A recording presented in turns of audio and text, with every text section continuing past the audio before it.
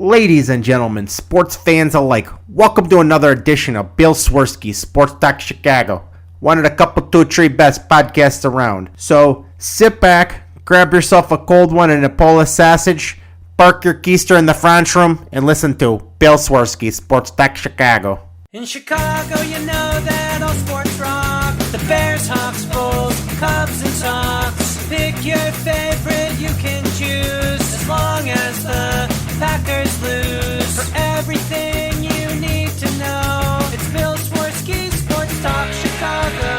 Bill Swerski Sports Talk Chicago. Hey everybody, welcome to another edition of Bill's Swerski Sports Talk Chicago. This is your hosts, Alex and Sean. On this episode, we get a break from Chicago Bears losses because they didn't play. But we're going to be deep diving into Chicago baseball, talking some Blackhawks, talk some Bulls, maybe a little more. But first, I'd like to thank our sponsor, the Rockford Ice Hogs. If you're not familiar with the Rockford Ice Hogs, they're the AHL minor league affiliate of the Chicago Blackhawks. What does that mean for you? You get to see the stars of tomorrow today at family-friendly, affordable prices. Sure, the season is right here. It is upon us. We are in the season. So head on over to icehogs.com, get yourself a hat, shirt, jersey, tickets, and more. Tell them Swerski Sports sent you. Alex, how did it feel to not be stuck in the quagmire that is Chicago Bears football? Well, it made watching football less stressful, even though football this Sunday was just god awful. And I mean, it started with the Thursday night that game too. That was brutal as well. So in my area, the televised games were so bad that they even switched over, because on Fox initially you had Falcons Cowboys and that was over by halftime. So they literally said, yeah, we're going to switch over. So they went over to Buccaneers, Washington, and I know Washington upset them, but yeah, just a lot of bad football. At least none of it was Bears related. So, it kind of gave me a chance to be like, all right, we can have a show where we don't talk about a Bears loss. And this is the first time the Bears haven't lost since early October because they didn't play. That's where we are, folks. I was telling you right before we started recording here that I ended up watching the Lions Steelers. So I have the Sunday Mercy ticket. on your soul. I know. And I don't know why. It was like a train wreck. I couldn't turn it off.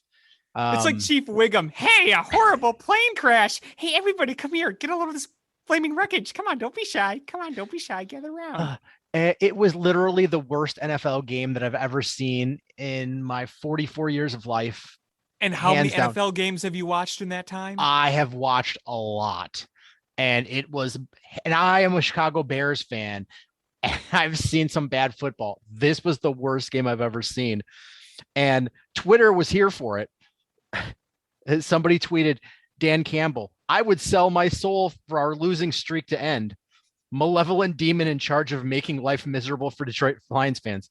Just to be clear, you said losing streak, right?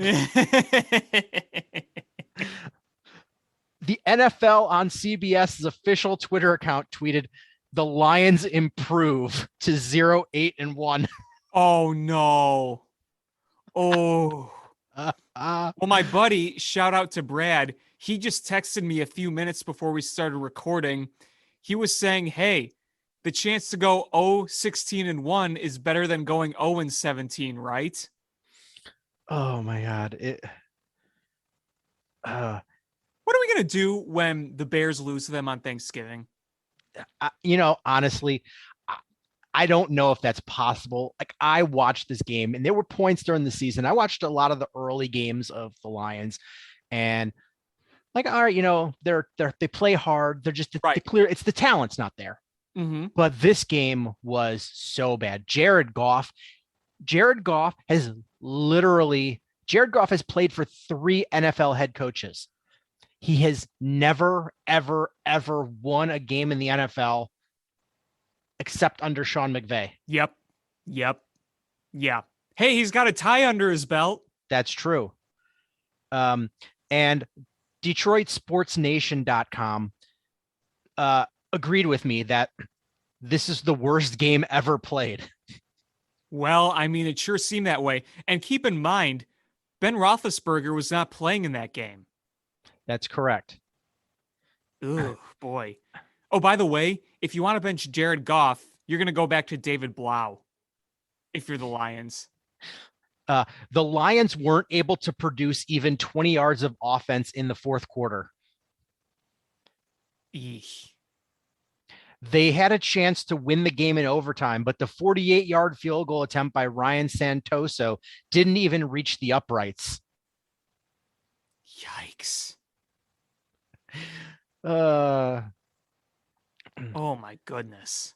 Yeah, I'm going to read the stats here. I don't know why we're talking about it. It's just kind of funny. So the Lions ended up with 77 yards passing, which most of that came or a big chunk of that came on the last play of the game, because the Steelers got into field goal range with 8 seconds left in the game, and they fumbled it. It was unreal. Nobody wanted to win this game.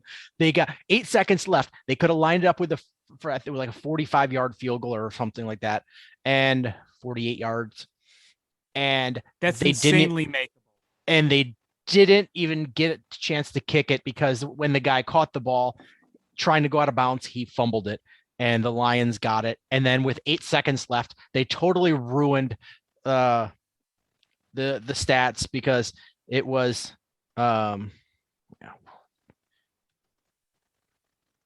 because they wait, hold on, I'm gonna see if they say how many yards that last pass was.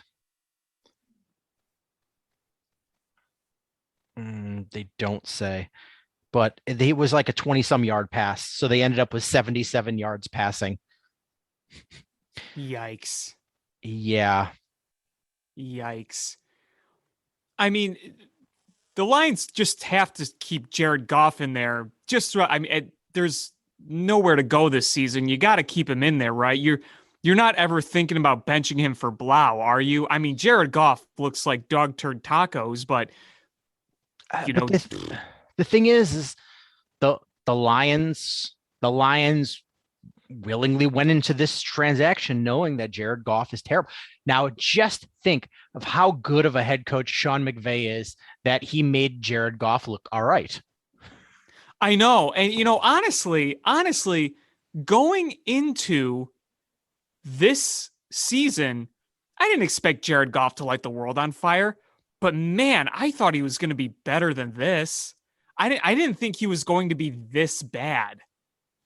I knew he wasn't as good as that big payday, but I didn't think he was this bad. And listen, I get part of it is he doesn't have a lot of talent around him. I get that, but boy, it's getting really ugly. I mean, like you said, it started off as, this team is not winning, but they're not getting completely embarrassed like they were under Matt Patricia. The last few games, it's looked more like the Matt Patricia season. Because, look, Big Ben isn't good. There's no way that Big Ben is good anymore. He's not good anymore. He's old. He's washed. But I guarantee you it's not a tie if Big Ben plays this game. No, absolutely. They would have won. I mean, part of it was the bad weather, but Mason Rudolph is terrible. And I think next year, I mean, maybe the Steelers have a winning record this year, but under what's his name, they've never had a losing record. Mike Tomlin, they've never had a losing record. And I guarantee they have a losing record next season, because they're going to cut ties with Big Ben, and Mason Rudolph is terrible. They're going to need to upgrade, and they're not going to have a good enough draft pick to get a top quarterback. So no, they're not. There's no way. Yeah, they're going to be up Schitt's Creek for at least a season. You think they go kind of like a Andy Dalton type route? Because, I mean, he's going to be a free agent. I mean, he's not the only free agent quarterback, but I feel like they're going to have to get a bridge somewhere. I don't see them riding with Mason Rudolph next year as their starter, maybe as their backup, but I can't help but wonder if the Steelers are going to go out and get a veteran somewhere. Maybe they'll go with Andy Dalton or Nick Foles or something. I don't know. Yeah, I'm sure they will. I mean, they have to. They can't go with Mason Rudolph and Big Ben. they're gonna. I mean, hopefully he just says I want to hang it up, but if not, he's gonna get cut. They're not gonna keep him next year. He's done. And why would you want to keep playing at this point? You are Like- clearly toast. Yeah, I mean, it's one thing if you're playing at a high level, like, you know, some people be like, well, why is Tom Brady still playing? Well, because he's still playing at a high level. Yeah, look at him. He just won a Super Bowl again. Yeah. And before today, I mean, he looked really good this season. So you're like, okay, well, that's why he's still playing well. But Ben Roethlisberger, there's no chance. Like, honestly, I was looking at the standings, the NFL standings, and I'm right now for the AFC North. The Ravens are in first. The Steelers are in second. The Bengals are in third, and the Browns are in fourth. And the only team I've written off is the Steelers. Yeah. I mean, because at least those other three teams have quarterbacks that are in their prime or entering their prime. You know, Joe Burrow is still young, but he's going up there. Lamar Jackson's in his prime. Baker Mayfield's in his prime, although he didn't look very good today against the Patriots. But yeah, I mean, you know, you have three quarterbacks that have a lot left in the tank, and Ben Roethlisberger, the tank is completely empty. Yeah, and honestly, I'm just looking at the NFL standings, and there's no teams where I'm like, oh yeah, that team is really freaking good, and that's it. You know, the Bills, we talked about that before, but they've come back down to earth. I mean, sure, they ended up scoring a lot of points, and they were playing against the Jets, and it took them a while to be able to get those points because the Jets were holding it fairly close for a while. I expected more, this year from the Bills, absolutely. Yeah. The Patriots are starting to turn it on a bit, but again, because they're a 4-game winning streak. But again, they're 6-4 now. Yeah, they're with a rookie quarterback. I don't see them as a legit contender. They'll probably make the playoffs or come close. The Dolphins and Jets are terrible. The Raiders are mediocre. The Chargers are mediocre. The Chiefs are mediocre. And the Broncos are sub-mediocre. The Ravens are okay. They've times that they've looked elite, and they've times that they've looked oof. So I would say they're an above average team. Steelers are toast. Bengals are Jekyll and Hyde. Same with the Browns. Yep. The Titans look good, but can they win it all without Derrick Henry? If they had Derrick Henry, they'd be my surefire pick out of the AFC right now. Oh yeah, they don't have him. Right. So without him, I mean, they're winning games, but I'm not sold on them. The Colts are meh, and the Jaguars. The Colts are bum slayers, basically. Yeah. Then the Jaguars and the Texans are terrible. And you go to the NFC. Cowboys are legit. Giants are terrible. Washington's terrible, even though they won today. And the Eagles are meh. The Cardinals are again a weird team that you're like, oh man, this team looks great, and then they lay an egg against. I just don't see them going far yet. I just don't.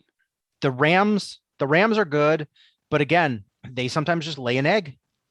Yeah, I mean, they lost last week, didn't they? I believe they did. Yeah, I mean, the Rams on paper should be the favorites out of the NFC, but they got noticeable chinks in that armor too. They're not indestructible. The 49ers are meh. Seahawks are meh. The Packers are good, but again, they're basically being held together by Aaron Rodgers.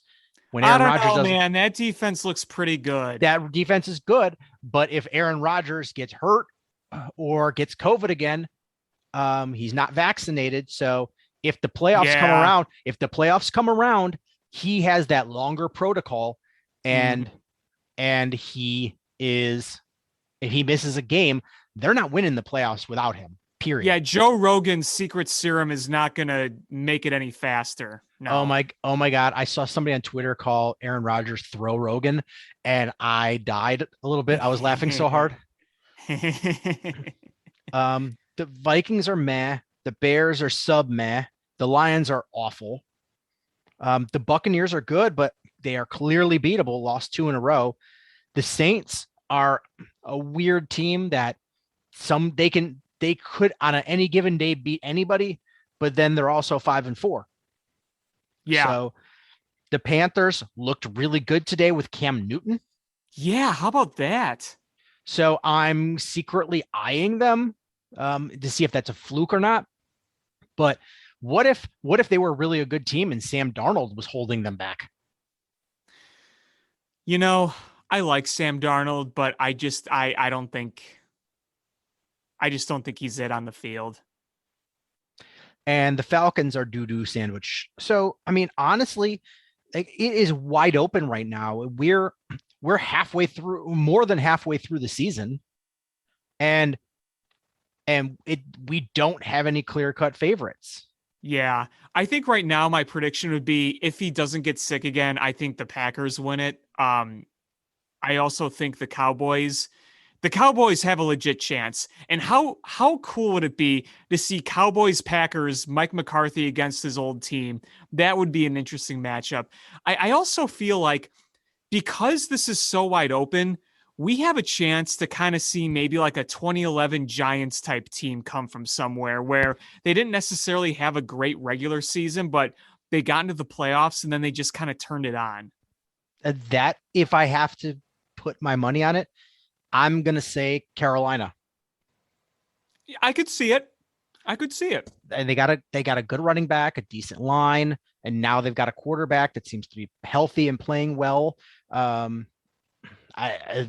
mean, I'm not saying if I had to put my money on a dark horse, that would probably be my dark horse right now. I agree with that.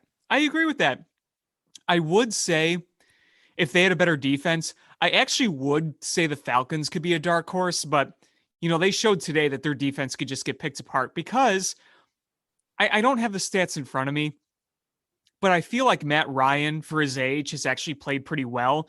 And they've utilized Cordell Patterson in that offense very, very well. So if they were able to, make more efficient stops on the defensive side, then maybe they could be a dark horse. But I just don't think they have enough defense yet because they're 4-5 now with that loss. I believe they're 4-5 with that loss to the Cowboys today. So, they've been competitive. They're just not quite good enough. Matt Ryan's quarterback rating today was 21.4. Well, today he was awful. He was doo-doo sandwich. Today he was awful. And I won't deny that. Yeah, and the Dak Prescott was as close to perfect as you can be in a game. Yeah. And yeah. CeeDee Lamb did well for me today. God, I wish he was on my fantasy team. He's on my fantasy team, and he scored me a lot of points. And I was facing I'm in second place in the league, and I was facing the number 1 team. And according to ESPN, my odds of winning this game were like 35% going into the game or this week. And now I am like 60% chance of winning. So yeah, CeeDee Lamb, very good for me today. Well, I was favored heavily, and then Russell Wilson didn't do anything. And Devontae Adams really didn't do much. And that's all she wrote. I lost. Yeah. Yeah, not good. Not good. It's been a bad season for me. Yeah, I will know for the most part. The two of us have a lot of Chiefs and Raider players on there, so I think I'll have a good idea of what it looked like after the Sunday night football game. Is that tonight's matchup, Chiefs Raiders? Yep. So I have Mahomes, and both of our kickers are going tonight. We both have a quarterback tonight. And do you have Carr or Mahomes? I have Mahomes. Okay. And then after that, he's got Cooper Kupp, and I have Matt Stafford. So I he's will got be Odell rooting, Beckham Jr. now, man. So I will be rooting for Odell Beckham Jr. to have 4 touchdown catches for 150, 200 yards. Good luck with that. And Cooper Kupp not having a catch. Good luck with that. That would be awesome. Good luck with that. But yeah, ESPN is saying I have a 62% chance to win this week. So well, it's better than half. Yeah, so we'll see. Hopefully Mahomes decides to play this week. Yeah. Hey, you know what? Week 1, that would have looked like a great matchup. Raiders and Chiefs. And now it looks like a mediocre sandwich. Yeah, it looks like we'd be watching the Raiders and the Chiefs from like 2014. Yeah, it looks like you went out to a really nice restaurant, brought home leftovers, and then you brought your leftovers to work, and then the microwave was broken, so you have to eat the leftovers cold, and you knew how good it was or it could have been, but now it's gross because you're eating it cold. Did you just come up with that analogy like on the spot? I really did. Honestly, that's hilarious. My wife hates me because I'm always throwing analogies like that, and she's just like, why are you the way you are? I was like, that's why you married me. That's great. You know, I remember back when I used to work in an office pre-pandemic days, when I would bring leftovers for lunch, and I usually ate around 11 o'clock, 11:30, because a lot of people would eat around noon, but I want to eat at my desk a little earlier, because if you didn't, there would be like 5 people in line in the kitchen just to use the microwave. And by the time you'd get there, you would have the aroma of like 4 different meals that were already microwaved in there. So your food doesn't even taste like it once did. And it's like, you want to be first in line to get to that microwave in the office. Yeah. I used to work for the state of Illinois. And our office, it was a very small office, and there was a decent number of people in there, and we had a microwave, and this guy would always bring like some sort of weird fish dishes, and we'd be like, dude, there's like another microwave down the hall in another department that's like a designated food area. Like ours is just like a convenience thing, so you don't have to walk down the hall. It's like, can you just bring your crappy, gross food down there to microwave? And he would just stare at you like, what's wrong with my food? Like, it stinks. The whole office stinks. You can't get away from it. You're working at your desk the rest of the day, smelling weird fish. Yep. You got to be careful what you microwave. The only other football thing I wanted to talk about is the ongoing saga of Tony Corrente being awful. Oh yeah. This this topic of conversation has not gone away. No, it hasn't. And the NFL could have just been like, hey, you know what? There were some mistakes made. We'll learn from it. But no, they didn't. They just doubled down. And when you have Peter King is tweeting about how bad it was and wrong it was, you have like actual, like, respected media members going, no, this isn't okay. This is really bad. And then the NFL tripled down on it. Not only did they back it up, but then they fined Cassius Marsh. Which is ridiculous. How many days afterwards? It is so bad. Like, I can't even begin to tell you how bad it is. Shannon Sharp was on TV talking about how awful the calls were. And the thing is I get caught up on the phantom taunting call. But I mean, honestly, the most atrocious one was the block that took away the touchdown. Mm-hmm. Like honestly, that's the most atrocious one. And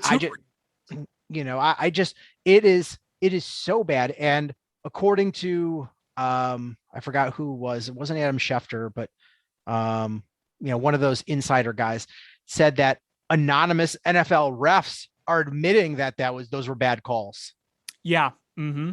So the NFL, this is not getting swept under the rug.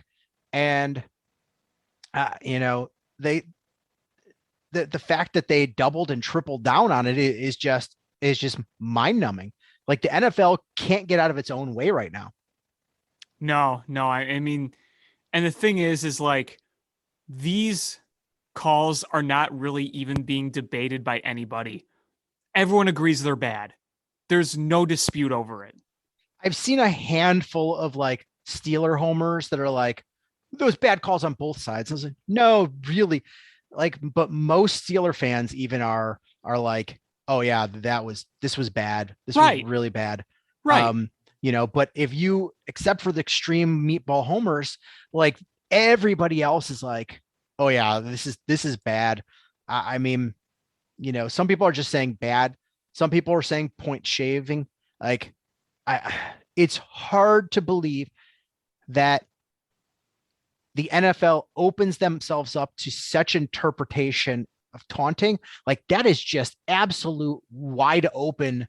Like you can throw that at any moment. If somebody claps their hands too hard, like that is an opinion based with no, like at least pass interference has like some opinion in there. Roughing the passer has some opinion in there. Taunting is for the most part is straight opinion. And when you go into bed with gambling and then you put a rule in there that can easily shift, momentum at people any ask point, questions. You legitimately have questions you want to ask. Like that just, I mean, even if you had a team of really good refs and that they absolutely were making their honest decisions and there was no funny business, no payoffs, no point shaving, no nothing. And they were just doing their honest to goodness best, is the fact that you would even put that into play when you got into bed with gambling and you allow a team in Vegas. That's just asking for trouble. Yep. Mm-hmm. It's just, it doesn't make any sense. Absolutely doesn't make any sense. And the NFL opened this Pandora's box, and guess what? People are calling them out on it, and Roger Goodell is remaining silent on it. And to be honest with you, I'd forgotten about this. I wanted to discuss, but it's not even their biggest concern right now. I don't know if you've followed the lawsuit that. Oh yeah. So for those that don't know, the city of St. Louis, St. Louis County, the state of Missouri, the city of St. Louis, and whoever operates the stadium, are suing not only the Rams, but the NFL and all 32 owners for loss of revenue for the Rams leaving St. Louis and going to Los Angeles. And the thing is this probably would not have even gone this far, except that, remember when the NFL forced the guy that owned the Panthers to sell the team? Mm-hmm. Well, in his subpoena, he's basically saying, oh yeah, the proposal was totally viable, and the NFL just pushed this through because they wanted to be in Los Angeles, and now it's biting them in the ass, them forcing him out, and because the lawsuit depends on it. And it's so bad that the NFL and Stan Kroenke, who owns the Rams, offered to pay off the city or the state of Missouri and the city of St. Louis $100 million to make this lawsuit go away. Whew. And they said no, they're going to court with it, which the NFL is afraid this is going to cost over $1 billion. Mm-hmm. Yeah. And then now Stan Kroenke is apparently going to sue the NFL because they think the NFL should pay it and they don't want to pay it. And that begs the question, to loop it back to the Bears. If and when they lose this, and from what I'm reading, it's looking very likely that the NFL is going to lose this case. If and when they lose this, and it's supposed to, I think, go to court in January, so just a couple of months out here, how is that going to impact the Bears trying to leave their lease with the city of Chicago? Yeah, that's a good question. I don't know. Even if they feel that they could leave, it's got to embolden the city of Chicago to tell the Bears, nah, we're not gonna let you go, or it's gonna cost you a lot more than it would have, or what you thought it was going to. Yeah. Yep. And the NFL, I think, NFL might step in and say, no, we're not going to allow this because we're already in a financial pickle because of this situation. I think it could have serious impact on the Bears if they were legitimately planning to move to Arlington Heights. Yeah, the whole thing is such a mess. And to go deeper is if the Bears, after this, because the purchase agreement is in place to buy the former racetrack in Arlington Heights, mm-hmm. but they haven't actually signed the contracts and paid for it. Right. And they said that would take months. What if this lawsuit goes to trial, closes out, and the NFL says, oh, yeah.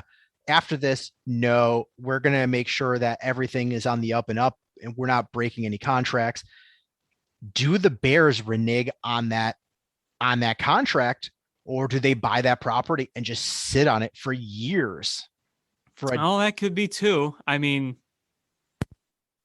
I wonder with this whole Arlington Heights thing, how this is going to affect the overall future of the Bears. I mean, is this purchase being made with the intent for the McCaskey family to eventually sell? Is their perceived value going to be affected by this whole lawsuit? I don't know.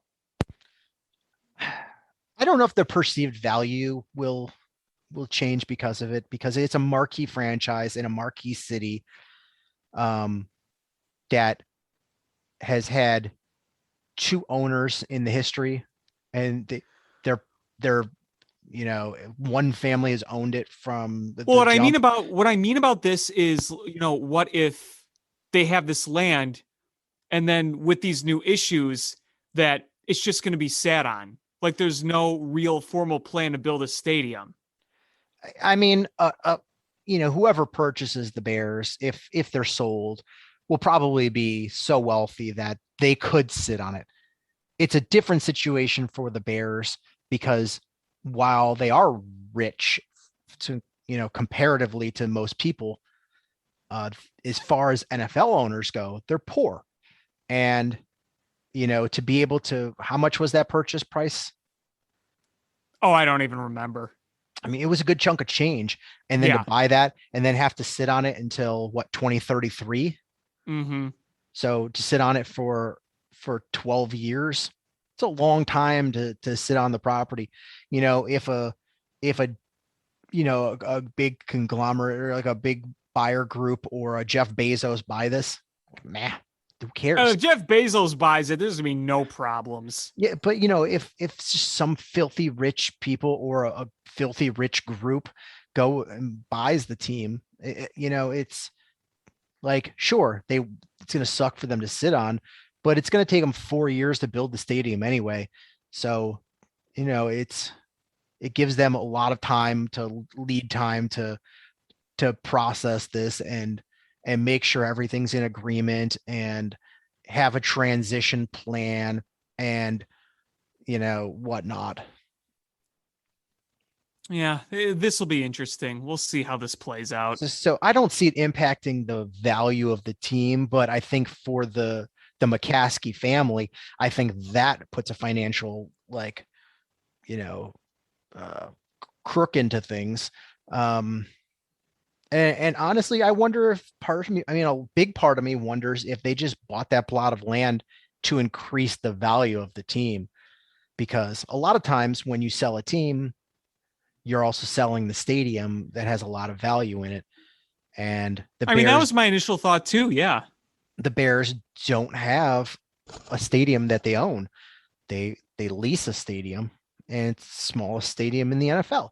So yeah, at least having that parcel of land that you're like, hey, we already have a schematics for this and blah, blah, blah. And they're like, we're already going to name it Hallis. Like, part of what made me believe that that was the plan to sell it is they weren't going to sell the naming rights. They're going to call it Hallis Stadium. No, come on. They're going to sell the naming rights. So the fact that they said that they were going to call it Hallis Stadium just made me go, oh yeah, that's all lip service for Virginia. We all know it's going to be called Justin Field. Yeah, the Bears will sell it with something stupid name like. What is that? What's that water? The Dasani water, is that sponsor? Dasani Waters Stadium. Like the White Sox have a dumb stadium name. Guaranteed Rate Field is a terrible name. Yeah, I'm sorry, Sox fans. It's still a silly name. It's US Cellular had a nice ring to it. Pun intended. Comiskey Park was a great name. There's not a lot of names. Like the United Center sounds good. And the United Center sounds great. You don't realize that it's a sponsored stadium. Same with like Gillette Stadium. Like, all right, that sounds good. SoFi sounds good. But not all of them sound very good. American Family Field. Yeah. I can't even think of any offhand, but what's the one the Cavaliers playing is like Rocket Mortgage Stadium? Yeah, something like that. I just, going to the White Sox stadium name really quick. Here's the thing. I can't call the new place Comiskey. I just can't. Comiskey was the park that sat there from 2010 to 1990 before I was around. I can't call it Comiskey. I still call it US Cellular Field, honestly.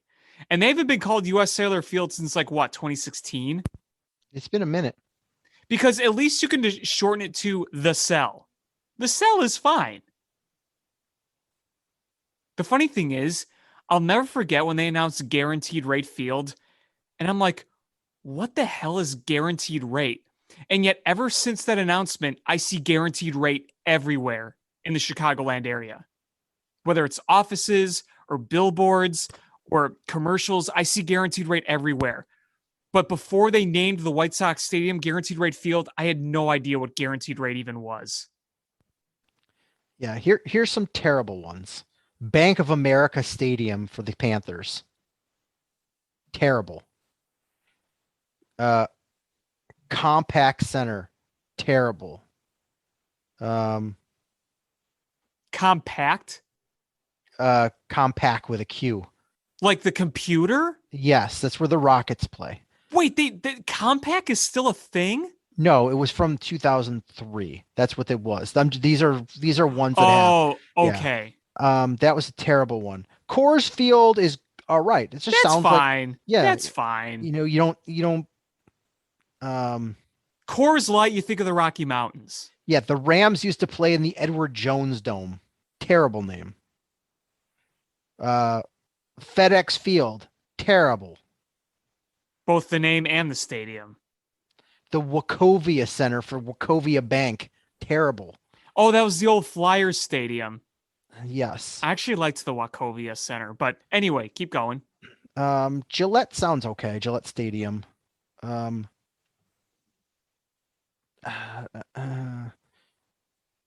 What do they call the Angels Stadium these days? Does that have a name? Like a corporate name? Miller Park is okay. I liked Miller Park. Even though it was named after Miller Brewing. Like Minute Maid Park, though, terrible. The Office Depot Center, where the That's Panthers. bad. That's bad. The Pepsi Center, bad. Petco Park does not bother me. No, Petco Park has got a nice little ring to it. Petco Park. Oh, you're going to bring your pets to Petco Park. They do. They have a bring your dog. Bring your Doge to work day. Yeah, the Toyota Center, terrible. United Center, good. Like, so, I mean, if the Bears were to go through with this plan, I would want it to be Hallis Stadium, George S. Hallis Stadium, because then that doesn't sound dumb. Knowing the Bears, they would find the worst corporate sponsor, and it'd be like Hanes Underwear Stadium or something stupid. Let's all go to the tire stand. That'd be Tampax Stadium. Like it would be something stupid. Like you'd be like, what the hell? Viagra Field. It would be like off-brand too. It wouldn't even be like, if they were named after a candy, it wouldn't even be like Reese's Peanut Butter Cups. It would be like Mounds Bar Stadium. Jewel Osco Signature Select Stadium. That would be something dumb like that. They would totally do that. Now, if they got Donkey Chips Stadium, I would totally be down for that. Because then we could say, oh, let's go to Jackass Field. Or here's a total one I could absolutely see. Walgreens Stadium, and they would literally build it at the corner of Happy and Healthy Streets. Oh my God. Like that would be the most Bears thing they could do. The only acceptable place to call Walgreens Stadium would be the Nationals Park. I'm just tired of the nonsense. Well, I was joking with my dad the other night. They should call it Boback Sausage Stadium. Oscar Mayer Wiener Stadium. Here, you're a wiener every time. But you had suggested, and I thought it was a good idea. We haven't talked baseball really in a while, and having this be a baseball show. And there's not there's on the Cubs side, there's a lot going on, but the White Sox there's a sneaky good amount that needs to go on before the season starts, before they go to training camp. I think this is a good time to start talking about things prior to the lockout and go from there. Yeah, absolutely. And, you look at the two off seasons for the Cubs and the Sox. The Cubs off season's wide open because they're in a transition period. They have very little payroll committed. There's a lot of free agents out there. They know that a lot of their talent in the future is going to come from within the system. So you have an opportunity to say, here's your list of guys you could go after, whether it's free agent and trade, and you kind of pick and choose and determine which ones are within our quote unquote budget, which ones do we think are going to help near and far down the road. And you got to make sure that you have an established philosophy. So you want to go after the players that can kind of help build a team with an identity. So there's a lot open here. With the White Sox, their needs are pretty clear. What's not clear is how much they're actually going to spend. And I mean, we pretty much say that every year, but you can point to each spot on the White Sox roster and be like, okay, we need upgrades here, here, and here. The question is, how are those upgrades going to be made? Are they going to be made via free agency? If so, who? Are they going to make another trade like last offseason when they traded for Lance Lynn? Or are they going to be trying to solve some of this stuff in-house? And you're going to see, I think, a little bit of everything to try to fix those holes on that team. Yeah, and let's start with the White Sox. First of all, organizationally, everything's standing pat. You're going to have Tony La Russa back as your manager. No change in the front office, no change in ownership. You have at least the stability there. Most of the roster you're returning as far as your starters. Your lineup is going to be Abreu at first, Moncada at third, Anderson at short, Eloy in left, Luis Robert in right, Grandal catching, Vaughn as your designated hitter. The big gaping holes. At least you have some sort of stopgap in right field. You got nothing at second base. Your rotation's probably you've already got your rotation under contract. So it's going to be Giolito, Lance Lynn, Dylan Cease, Dallas Keuchel, and probably Kopech. But in spring training, you're probably going to have Reynaldo Lopez and Jimmy Lambert in there as well. Yeah, I think Carlos Rodon is gone. Oh yeah, he's absolutely gone. They decided not to give him a qualifying offer. Mm-hmm. That didn't make sense to me. Because the only way I don't think they wanted to pay him the $18 million. Well, yeah. But I don't think there was any way he was going to take a 1-year deal. Oh, of course not. But so, you always make if you see the value in him, you're going to make the offer. So they clearly didn't want to bring him back. Yeah, they didn't. And I think they were worried he might take the 1-year deal, and they didn't want to spring, which makes me feel like the White Sox are under financial constraints. And Spotrac has them at about $156 million. Fangraphs has them at 160 something million. I didn't really deep dive into seeing where the differences come from, but you're looking, let's go in the middle, 160 signing bonus, maybe. Maybe they anticipated what our guesstimates of arbitration was going to be, but let's just go in the middle, $160 million. Mm-hmm. So that makes me feel like the White Sox are under some sort of financial constraint still. And so they didn't want to have the risk of bringing Rodon back at 18 whatever million dollars. So that means like they're going to go for what's in house, but you've got holes in your lineup. 3 holes I see. Right field. Mm-hmm. The big hole, second base. Because right now, at least right field, Adam Engel. And Vaughn, right? I guess you could put Vaughn out there. And they got Gavin. Does Gavin Sheets play outfield? Pardon my Cub fan ignorance. They could. Didn't. He can put. You can put him out there. But second base.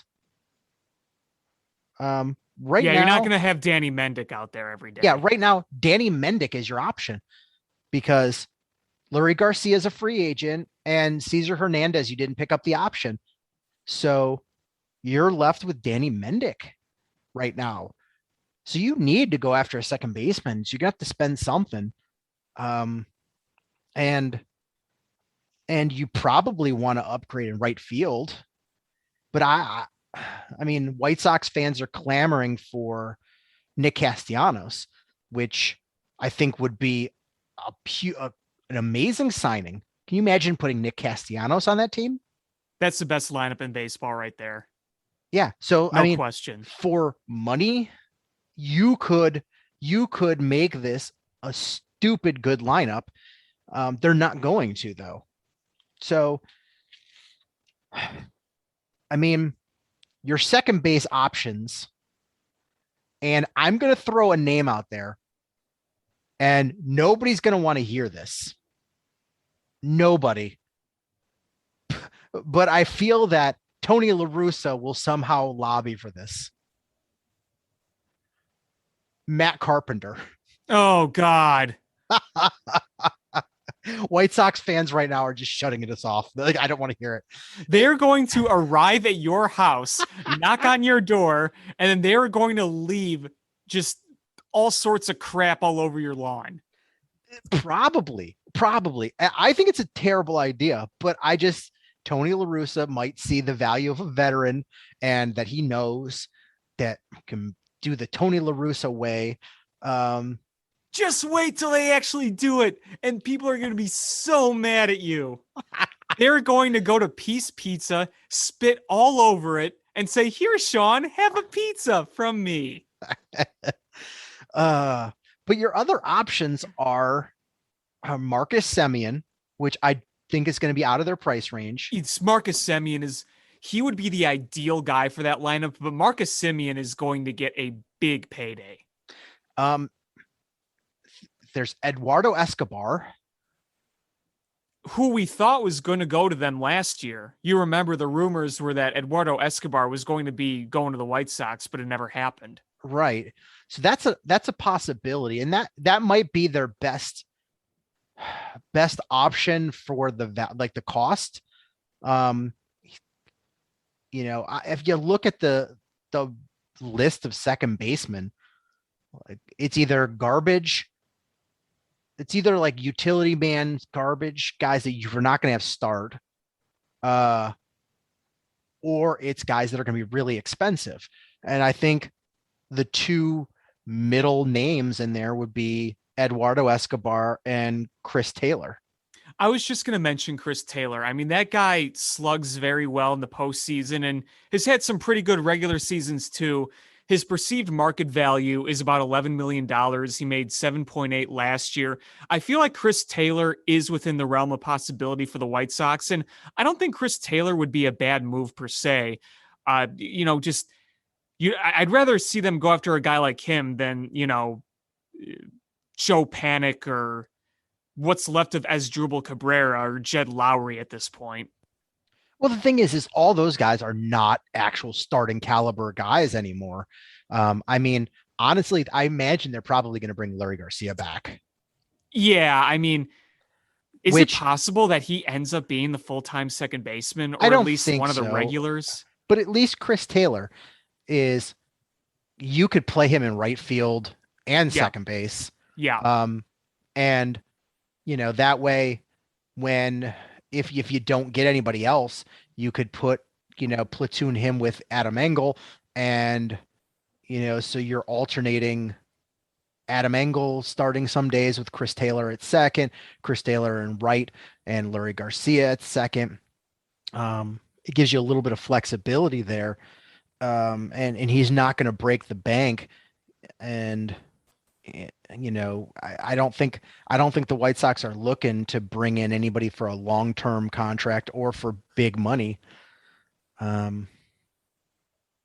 They should be, but dude, I'm just going to say right now, if I were the White Sox, I'd say, you know what, let's spend just on the best players we can get and just go all in over the next few years.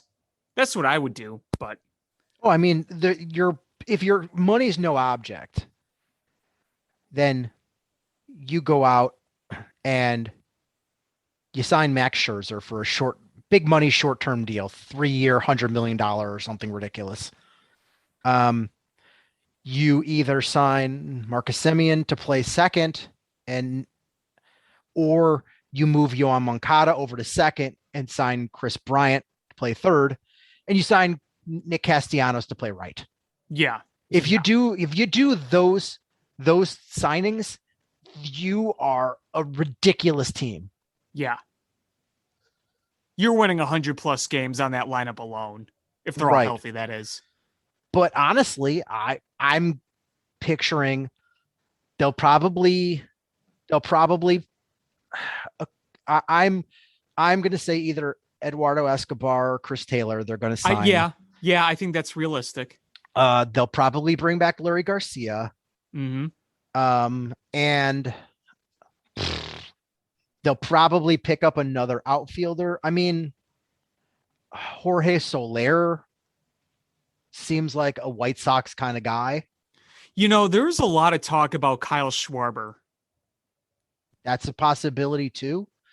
But, Kyle Schwarber, he's not going to get another 1-year deal. He's going to get a multi-year deal going forward. And I think it makes sense for the Sox. Are they going to sign him? I don't know. But I've heard multiple people mention Kyle Schwarber in the White Sox.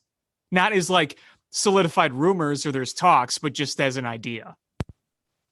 I mean, at least Jorge Soler, like, I don't think he's going to get, I think he could get a 1-year deal. I don't think the league is sold on him.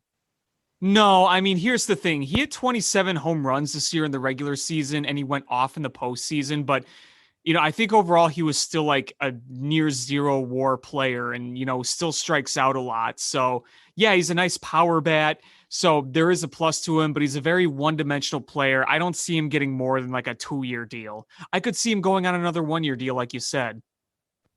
Yeah, and depending on if the NL gets a DH, that might expand his market. Well, here's the thing, man. The NL getting a DH can really change the course of things. It really could. Oh, absolutely. The Cubs could bring back, the White Sox could bring back Avi Garcia. Or they could finally, after flirting, bring in a Jock Peterson. Yeah, I mean, they've been in on him for how many years? But I see them bringing in a mid-level outfielder and a mid-level second baseman, and then a utility guy, like probably bring back Larry Garcia. That's probably the extent of what they do. I don't. They need another catcher. They need another catcher. I think they're going to go with somebody that they have on the roster. Who the hell are you going to go with? Zach Collins. The guy was an intriguing prospect for a while. I don't know. Who else? That guy Savala or whatever his name is. You're really going to go with those guys? Listen, I mean, you could go Mercedes. You really want to rely on a quadruple A player? I'm not talking to you. I'm just saying. There are plenty of veteran catchers out there you could get for $1 to $2 million. Yeah, maybe they do that. Martín Maldonado is available. Yan Gomes, Steven Vogt, Roberto Perez, Pedro Severino, Manny Pena. No, Manny Pena might be a little more valuable, but he still shouldn't cost much. Former Cub great Austin Romine. There's guys available. You need a backup veteran catcher. You need one. And listen, Yasmani Grandal is a great run producer and a good pitch framer, but boy, did we see those struggles behind the plate, making plays, blocking, and he can't throw to save his life to a base. Yeah. So, I mean, that's maybe a thing too, but as far as, they'll probably bring in some low-level guys, but it's the guys that are actually going to make more than 1.5 or $1.7 million. You're probably looking at a mid-level outfielder and a mid-level second baseman, like a tier 3 guy. So let's look at outfielders really quick. We named some names for catchers. We named some names for second baseman, a mid-tier outfielder to go after. I mean, let's see. You know who I've heard associated with the White Sox? Michael Conforto. Yes, you read my mind. That is a White Sox signing, yeah. Which, okay, Michael Conforto wouldn't be the worst signing in the world because he gives you pop. Like, he does give you some power, and I feel like the White Sox, okay, I get that they had Eloy out for much of the year. They had Luis Robert out for a significant amount of time. But, overall, even when those guys came back, the home run production was a wee bit disappointing from the White Sox. Conforto isn't a high average hitter. His OBP is solid. It's a 356. That's pretty good. This guy, though, he can hit 25, 30 home runs. So I don't think that would necessarily be a bad signing. Could you do better? Absolutely. We mentioned Nicholas Castellanos being, available. But, I feel like you can get Michael Conforto and at least say, you know what? There's value there. Might not be the best, but there is value there. Yeah, I mean, so your outfield options, Starling Marte, Nick Castellanos, Kyle Schwarber, Michael Conforto, Jorge Soler, Eddie Rosario, Avi Garcia, Jock Peterson. Yeah, I mean, I could see if they don't want to go Conforto because, and this is just the market value based on Spot Track. It's, not a crystal ball. His market value is $19 million. So if the Sox wouldn't want to sign, let's say he does go for that amount, I'm not, whether they sign him or not, I don't know. If he goes more for the amount that he made last year, which was $12.25 million, maybe they'd go that way. But if they didn't go to Michael Conforto, I could definitely see Jock Peterson.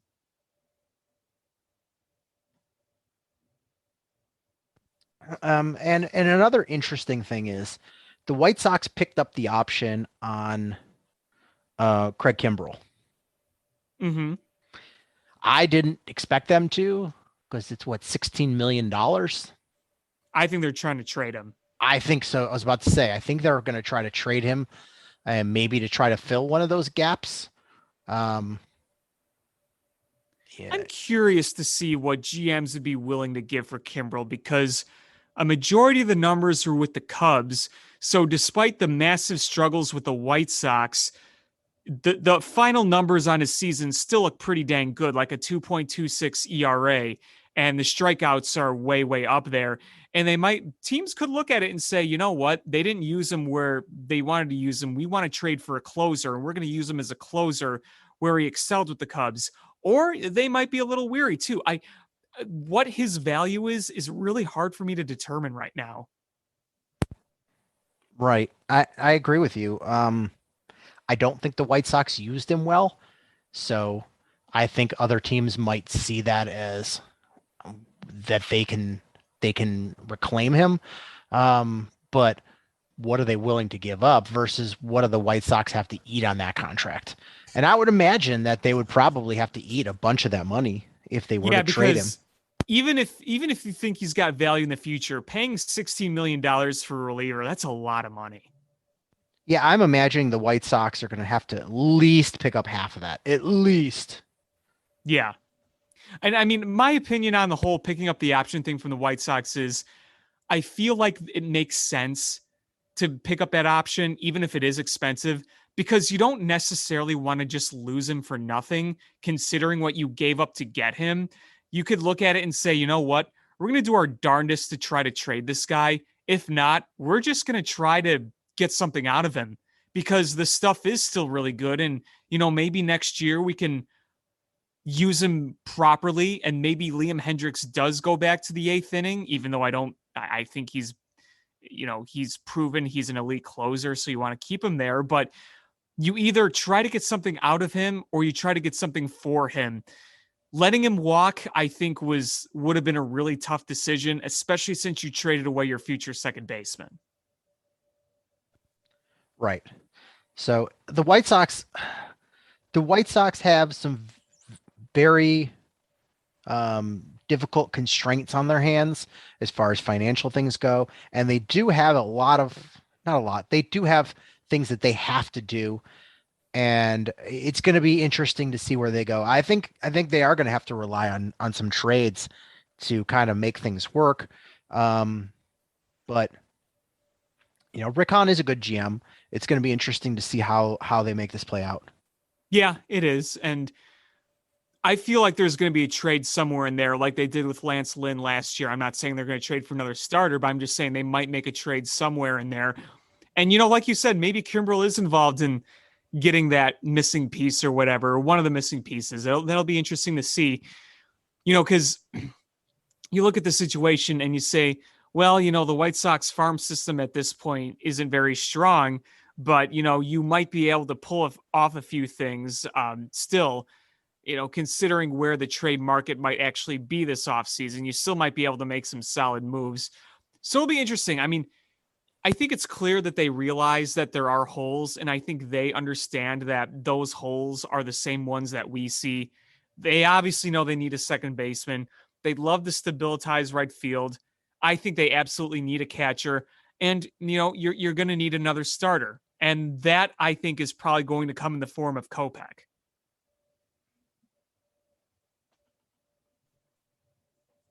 Probably, I would imagine. I mean, like unless you're going back to Reynaldo Lopez, that's probably your No. option. I mean, Rick Hahn basically flat out said they want to make him a starter next year, so you assume he's going to fill that gap. The only question is what are they going to do with Dallas Keuchel? I mean, you're looking at Giolito, Lynn, Cease, Keuchel, and Kopech. That's your five. I know. I'm saying, do you think they keep Dallas Keuchel after he was absolute garbage last year? Or though I feel, he's making what, $18 million this year? It's a lot of money. So not a lot of money, but it's a good chunk of change. And it's hard to just cut him unless you try to find a suitor for a trade, but he doesn't really have any value right now. No trade value, but who is going to take his spot? Are you going to pick up another starter? Right, and I don't see them doing that necessarily. I feel like Dallas Keuchel at this point is probably going to end up being your 5. I mean, to start, it's going to be Kopech because of the lack of experience, but I feel like Kopech will step over Dallas Keuchel in the rotation just because he's a lot better right now.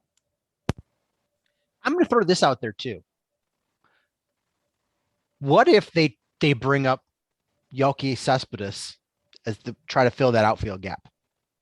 I thought about that too. I don't know if that's going to be a viable solution or not. I don't know. The opinions on Yoelqui Cespedes are very lukewarm. And what if they try to fill the infield gap with a combination of Yoan Moncada and Jake Berger? Well, I could see it. Knowing the Sox, I could see it. Where's Mick Rodolfo? No, I don't know. Like the farm system's not that good for position players. I mean, I'm sure they'll have Yoelqui Cespedes in training camp for an invite. Oh, sure. But yeah, I would think so. I don't know if he's going to flash enough to, and you sort of have to guess now of what it's going to look like. And I think that's a mistake to gamble on Cespedes being ready to fill that gap unless they're just like, I agree. Unless, if he fails, then we ride Adam Engel or we try to make a trade. I think Rick Hahn's probably a little too smart for that. So I would agree. Yeah. And you brought up Mick Rodolfo. Guys hit a lot of home runs. He hit 25 home runs in 2021 in the minors last year. This was between, let me see. It's not showing. It says, okay, here we go. It was between AA and AAA. So that's the good news. The bad news is he had a 245 average and a 311 OBP, and he struck out 138 times. And in 2019, the last season they had before the pandemic, OBP was good, 346, but 227 average, a 367 slug. Oh, I'm sorry. That was in, 227 average, 367 slug. So there's goods and bads with Mick Rodolfo in the minors. And he's not old, but he is 25. So it's not like he's 21 or 19. He's a little older as a prospect. Yeah. So it's going to be interesting to see what sort of budget that they're allowed to play with, because that could really, really alter what the White Sox are going to do. But if they're at the 160 mark, I don't think that they go over 180 at all. Yeah, I think 180 would be kind of a could be a certain cap, I should say, for them, but we'll see.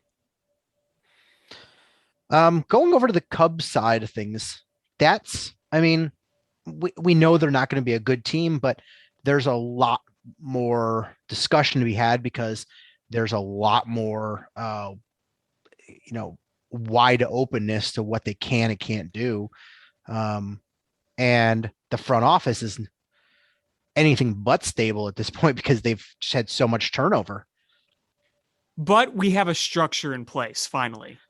We finally have a structure in place, and it's a structure that poached a lot of guys from good teams.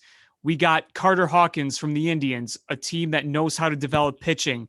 We got the one assistant general manager from the Astros. We saw how they developed their talent. We're getting guys from good organizations. Is the guy that's the assistant GM, Essen Bokari.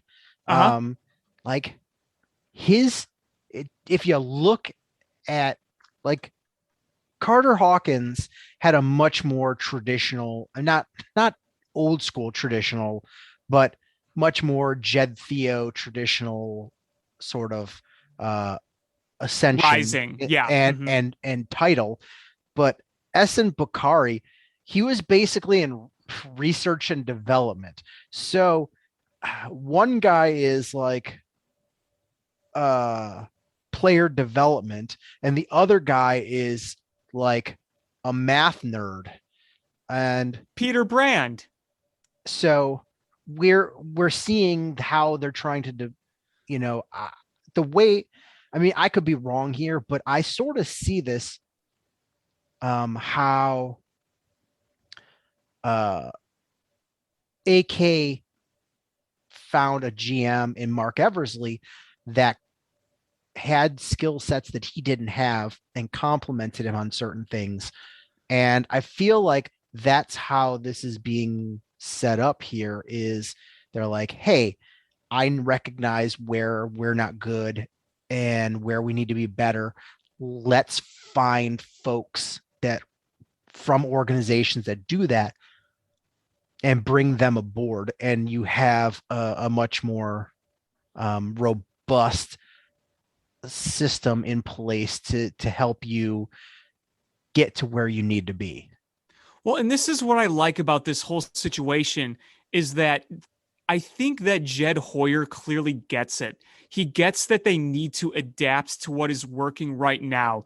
The Cubs were passed by in 2018, 2019, 2020 by so many of these different organizations in baseball who have the ability to build teams with developing from within, doing the right scouting, getting the right coaches in there to implement the pieces to make the machine run properly, and just, using all these different techniques to implement these guys that they developed.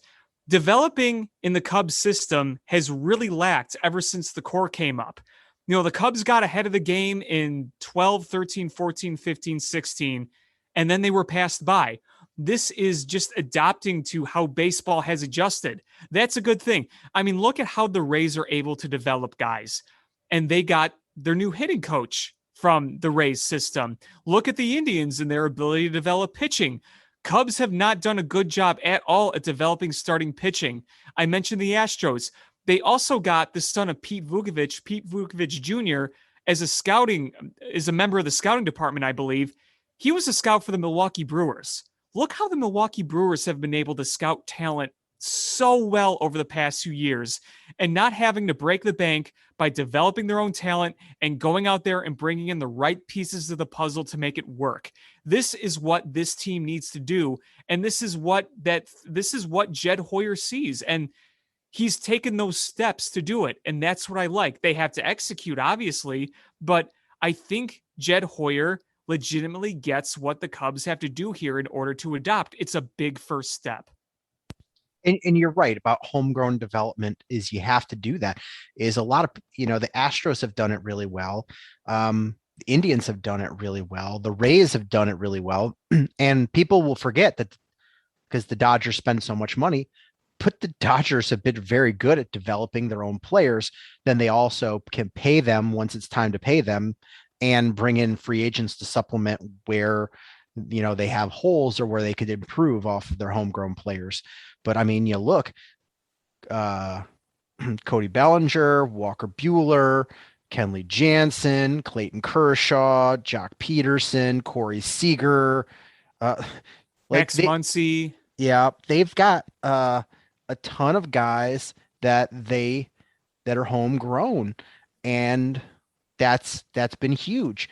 So you're right. The Cubs started this trend and then got passed over really quickly because they weren't able to develop them as guys at a certain point. Right. And, you mentioned the Dodgers too, and there's a reason that the Dodgers are consistently able to make these massive trades, whether it's Yu Darvish or Manny Machado or Mookie Betts or Trey Turner or Max Scherzer. That's what happens when you have a deep farm system with top tier talent in it. They've made all these trades, and yet they consistently have one of the better farm systems in baseball. Absolutely. It's absolutely crazy. It is. And that's what the Cubs aspire to be. That's what the Cubs aspired to be when Theo took over, because obviously the ultimate goal was to win the elusive World Series, but they wanted to keep the string of contention going on and on. And part of that whole idea was developing, scouting, and building within the farm system, consistently having talent in the farm system. But what happened is, after we traded away a lot of the talent in the farm system, the talent that wasn't called up to be part of the core, because you look at other guys in that system, whether it was Dylan Cease or Eloy Jimenez or Gleyber Torres or Isaac Paredes, just to name some of the big ones, they were all traded away, but they didn't replenish any of that. So instead of trading away, kind of going down a bit and then replenishing that talent by further developing, they didn't develop anymore. So the system stayed pretty barren for too long, and that does not help your contention chances, and thus one of the many reasons why the whole era kind of fell apart. Yeah, I mean, going back to the Dodgers right now, they won over 100 games, and they still have their farm system still ranked in the top half of MLB, and they have 4 guys in the top 100 of prospects. That's not fair, man. So, that's what you need to do. And I do like what the Cubs are doing is, part of me thinks Jason McLeod was fired. Yeah, I do too. Because why did he leave a job that he loved so much for no job? He doesn't have a job. Right. And he doesn't want to go to the Mets because nobody does. And it's clearly that he's not like taking time off because he's trying to find a job. Like, he's talking with other teams. So I think the Cubs fired him without saying they fired him. They gave him the chance to resign. That's my conclusion. And then bringing in guys just from other winning organizations, or organizations that have done well with, aspects of things. So Indians and Rays and Astros. I think that's important. It brings new voices into the team. There's not the same stale voices.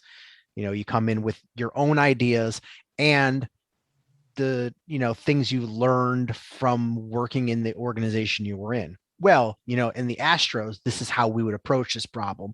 This is how I want to approach it. And then, versus how the Cubs have historically done it. I hope that has a benefit that we're hoping it does. I mean, and that's, shake things up, because the Cubs need to be shaken up. And I think it's the right time, because essentially you've got a bare cupboard and you can mold this however you want almost. And this goes into the whole Cubs farm system, because the Cubs farm system has been replenished with a lot more bodies. Now, people can wonder, they got a lot of wild cards here a lot of lottery tickets. Yes, that's true. The Cubs farm system as it is incredibly raw, very, very raw with talent. So you have a lot of teenagers and guys in their, young 20s who were either out of high school or out internationally. You have some college guys, but not as many in your top list. Like I said, some, but there's a lot of teenagers in that list, and that gives you an opportunity to try to develop as much as you can with these guys, because you can take the time to mold them into the philosophy you want them, you want this club to be in. So yes, they're wild cards. Yes, they don't have the pedigrees that a lot of top prospects have, but they have an opportunity to grow. And you could see a number of these guys with their raw skill sets, because while raw, there's a lot of good skill sets with some of these guys. You can mold them into top prospects within the next year or so. That's how a lot of prospects rise. They come in, they're raw, and then they grow themselves. Not every top prospect is necessarily the highest international signing or the number one overall pick in the draft.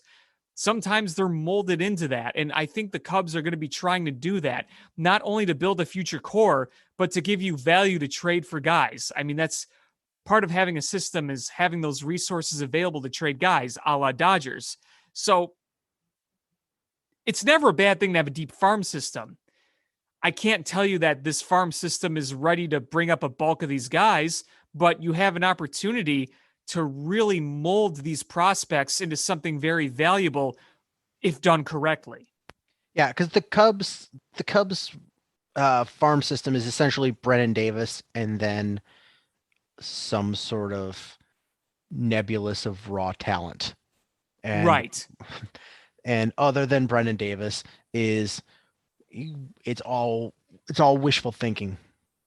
Maybe Ed Howard, that we're very high on, but everybody else we've got to sort of figure it out, and hopefully this new front office staff is able to bring those guys up to speed. Yeah, I mean, so 2022 is going to be such a big year for the Cubs, not only on the field to kind of establish your core going forward, or at least establish some centerpieces, but to develop a lot of these guys. Because you say, okay, 2020, we didn't have a minor league season. 2021, a lot of these guys were either rookies when it comes to playing professional ball, or they had that year off, so they needed to get back in the swing of things. Now they can really take this next step. There's a handful of guys that I can look at and identify and be like, you know what, 2022, that's going to be the growth year. I mean, you can look at Braylon Marquez and Miguel Amaya. They missed most, if not all, of last year, and those are in your top 5. Braylon Marquez, if he didn't have COVID and injuries, you darn well know he would have been pitching in the majors this year. So you want to get him back to form so he can work his way back to the majors in 2022. You also want to see Miguel Amaya sooner than later. And then when it comes to actually being in the farm, you say, okay, there's a lot of guys here that are intriguing. Right now, we have the Arizona Fall League going on. And number 29 prospect, Nelson Velasquez, is murdering the baseball. Have you seen that swing? Yes. Poetry. I don't know what he's going to be long term, but he looks very good right now. And his projection is late 2022, 2023. I'm guessing 2023 is going to be more realistic, but he's not going to be one of those guys I think that's could potentially be really, really far off. There are other guys that are going to be a while.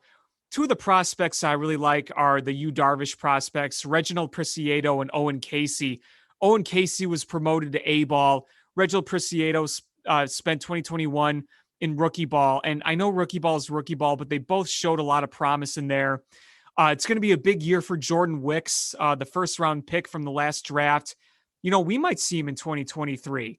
And he has the build with John Lester and the changeup of Cole Hamels. So you're potentially seeing a really talented, left-handed starter come up through your system. And boy, do we need that. And I can't fail to mention this. He's already getting top 100 recognition by outlets, and he's barely played professional level. And I'm talking about Christian Hernandez. He's a long ways off from the majors, a long ways off. He's only 17 years old. Yeah, I mean, he's looking like 2025, 2026 somewhere, but I'm excited about him. Scouting report compares him to the builds of Alex Rodriguez and Manny Machado. Just to put some perspective in there. He's a big kid. What is he, like 6'3"? He's a big kid. 6'2", 175 pounds for a 17-year-old. Yeah, that's pretty impressive right there. You mentioned this name earlier too, Sean, Ed Howard. Ed Howard was trying to get back in the swing of things last year because, remember, he was in high school when he was drafted during the pandemic year. And, that season didn't happen because of the pandemic. So he had to come back from having a long time off, and he's got a lot of work to do. His potential road to the big leagues is pretty long, but I think after getting back in the swing of things in a year, and he could try to maybe build a little more muscle and bulk because it sounds like that's what he's going to need to do, then you could take another big step forward if you're Ed Howard in 2022. Because I still consider him an important prospect. Yeah, the one thing is he's an absolutely smooth defensive player. Oh yeah. And that goes a long way because that transitions well from minors to big. Is if you can field, you can field, and so that's going to help him ease his transition up. It's getting the bat work in. Yeah, absolutely. Because, I don't think he's ever going to be an elite bat, but if you could be a serviceable one and a great fielder, then you could have a spot on, a big league team. And I think the bat speed, from what I read from the scouting reports, working on the bat speed and the strength is obviously going to be a project, but it sounds like he has the skill sets to be a very good all-around ball player. It's just a matter of building your way up to a major league level. Right. The other, I'm going to keep rattling off names. Caleb Killian, pitcher they got from the Giants in the Bryant trade. He's looked really good, and he's kind of gone up in the rankings. You can look at Kevin Alcantara, who they got from the Anthony Rizzo trade. If you look at his rookie ball stats, pretty damn impressive. Between the Yankees rookie ball and the Cubs rookie ball, he finished this year with a 345, 423, 588 slash with 5 home runs. You might have a legitimate bat in there one day, but that's another guy you're probably not going to see for another 2-3 years. But it's good to know that he's down there.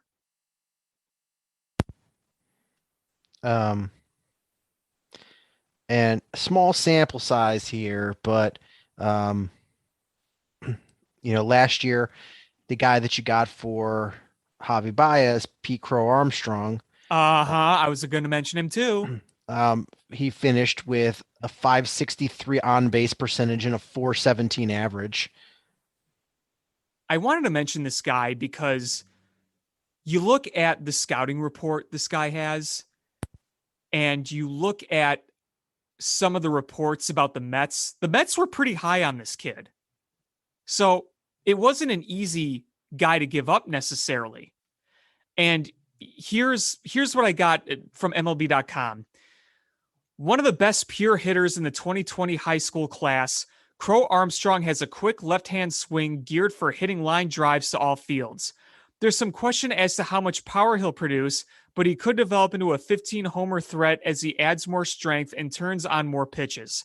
He has plus speed and the instincts to make the most of it on the bases. While he has an offensive upside as a catalyst atop a batting order, Crowe Armstrong might be more impressive as a center fielder. He might have the top outfield defender in 2020 draft and has Gold Glove potential. He enhances his quickness with good reads and routes, and he also features solid arm strength. So there's a lot to like here. And you look at his overall grades in this the raw talent he has already, he's graded an overall 50. That ain't bad. He was the 19th overall pick by the Mets in 2020. He's a very intriguing prospect, and we didn't get to see him play yet in the Cubs organization because of injury.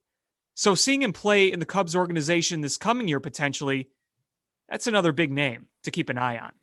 Yeah, I definitely want to keep an eye on him. So, there's some intriguing things, but there's a lot of work that needs to be done in the farm system to have a consistent message on how you want to be. And that is something that the Rays have done, is organizationally have their philosophy that has developed the players to how they want them to be in the bigs.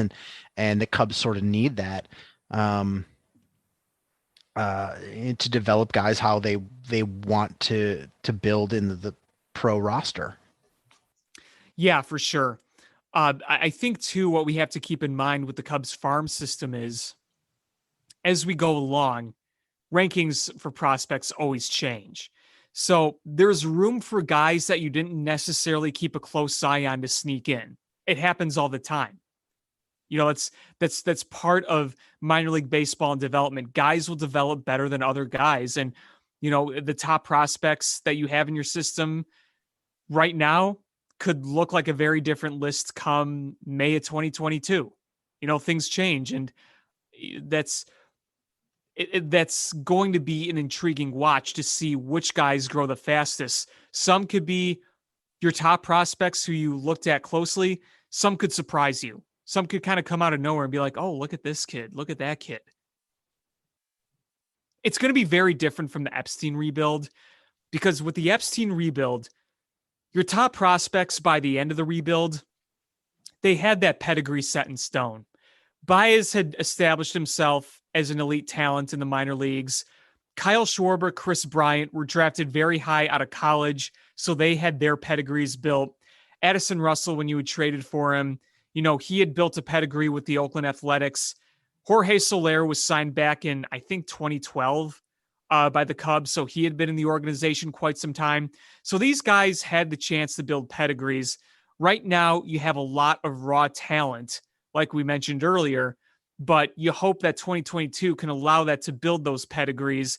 And unlike the Theo rebuild, you already do have some building blocks in place where you were pretty much bringing up all those building blocks outside of Rizzo, who was already up well before at once the Theo rebuild. So this is going to be a bit less linear, in my opinion, because you're going to potentially see very important prospects come up and contribute to a good team within the next few years.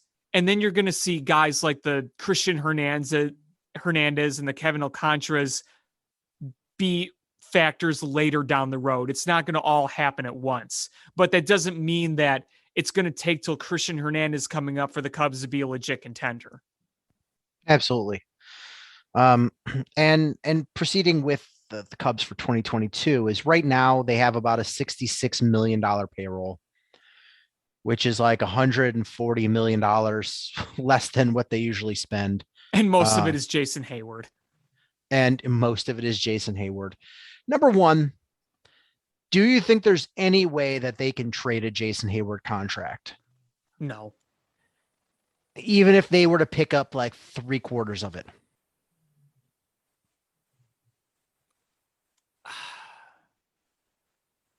What's the point? I mean, maybe to make room on the roster, maybe because you just don't have room for him.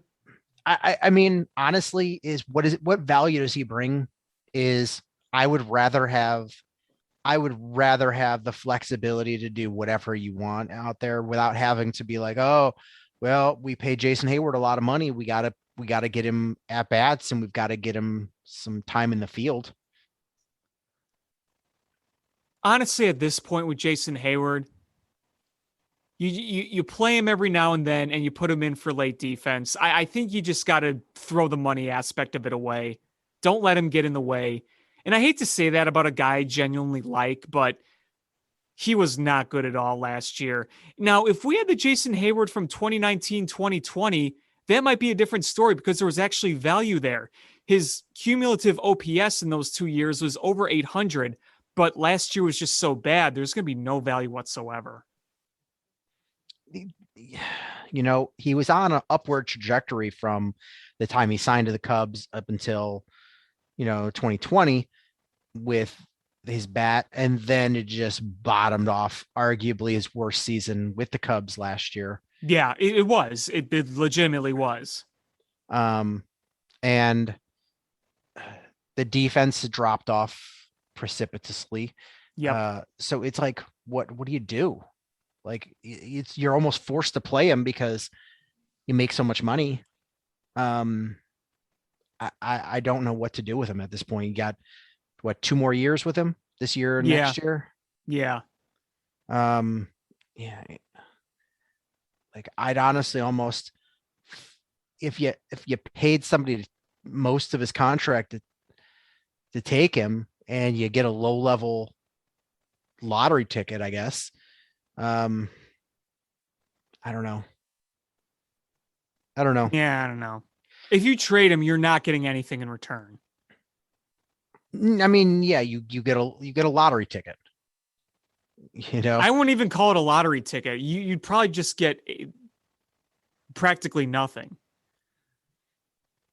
So I don't know where they go with him, but essentially right now, if your season were to start today, first base, Frank Schwindel, second base, Nick Madrigal, third base, Patrick Wisdom, shortstop, Nico Horner, left field, probably Ian Happ, right field, Jason Hayward, center field, either Rafael Ortega or Brennan Davis. Mm-hmm. And probably some sort of combination thereof. Wilson Contreras catching, and your rotation, Kyle Hendricks, Wade Miley, Adbert Alzolay, Alec Mills, and then one of Justin Steele, Keegan Thompson, Cole Stewart, or Braylon Marquez. Yeah, and we darn well know that's not going to be the exact lineup opening day. No, and that's what I'm saying. If things were to start today, you've got a lot of money. And the thing is you want to field a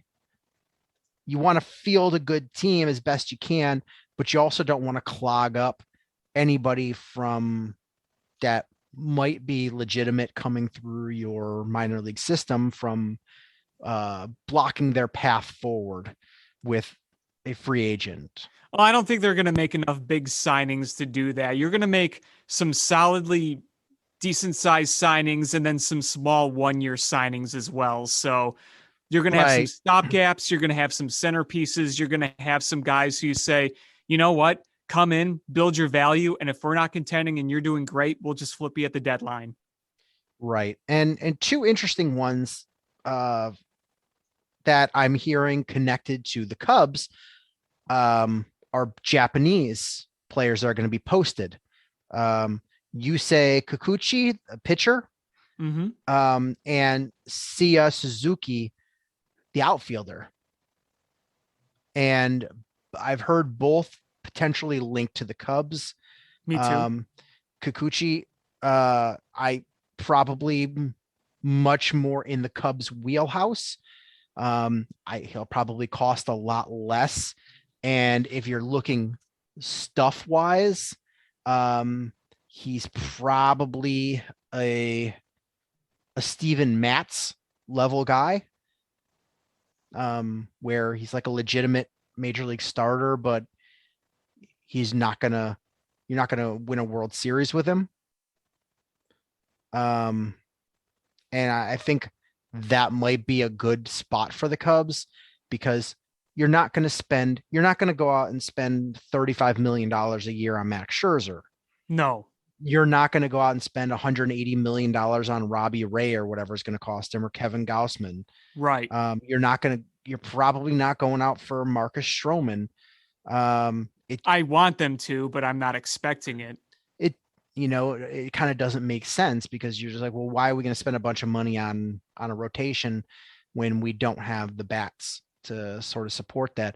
So having that, like, a back level type starting pitcher, just to have, a steady, like major league ready pitcher. So you're not relying on guys like Keegan Thompson and Justin Steele to get you through the season.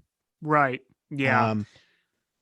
And it's funny that I read the comparison to him, because looking at the available starting pitching, the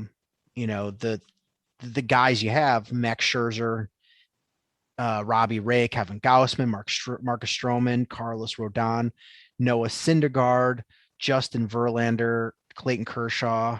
Looking at these names, and honestly, the ones that I see as interesting to me, Steven Matz, maybe a John Gray, and I don't see him leaving the Mets, but potentially a Noah Syndergaard. You know who I brought up in a Cubbies Crib article recently? Carlos Martinez. And I know there's a lot of risk with it because he's had a lot of injury issues the past few years.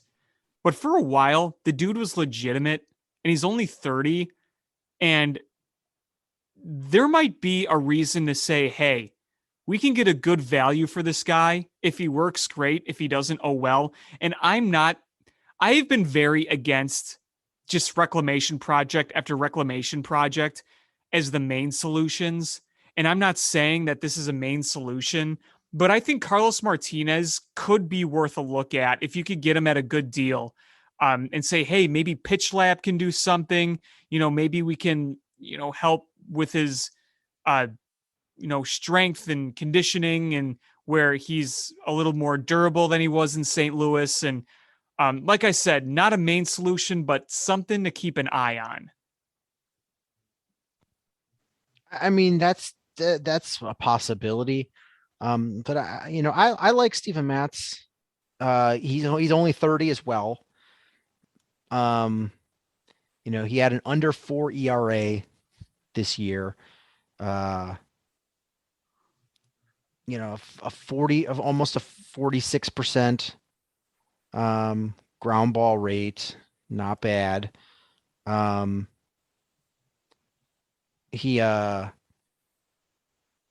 The walks per 9 in the mid 2s.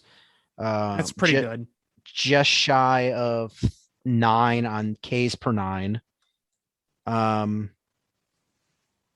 He gave you almost 160 innings. There's nothing. He's a 2.3 WAR, or sorry, 2.8 WAR. 2.8 WAR. That's not bad. He's not. No, it's not bad. And I'm recognizing that this isn't a World Series contender, no matter what they do. So what's the point of spending a fortune on a rotation? I see him as a he's a legitimate starting pitcher, and on a winning rotation, he's a back end guy. On this rotation, he's a mid front end guy. He's a 2-3 guy. And so that's the kind of level I'm looking for, where he's definitely a competent pitcher. You're not going to go out there and just be like, hey, this sucks. We're probably going to get blown out today. He's going to keep you in games, might win you a few, and he's not going to break the bank. Yeah, no, I'd be okay with a move like that.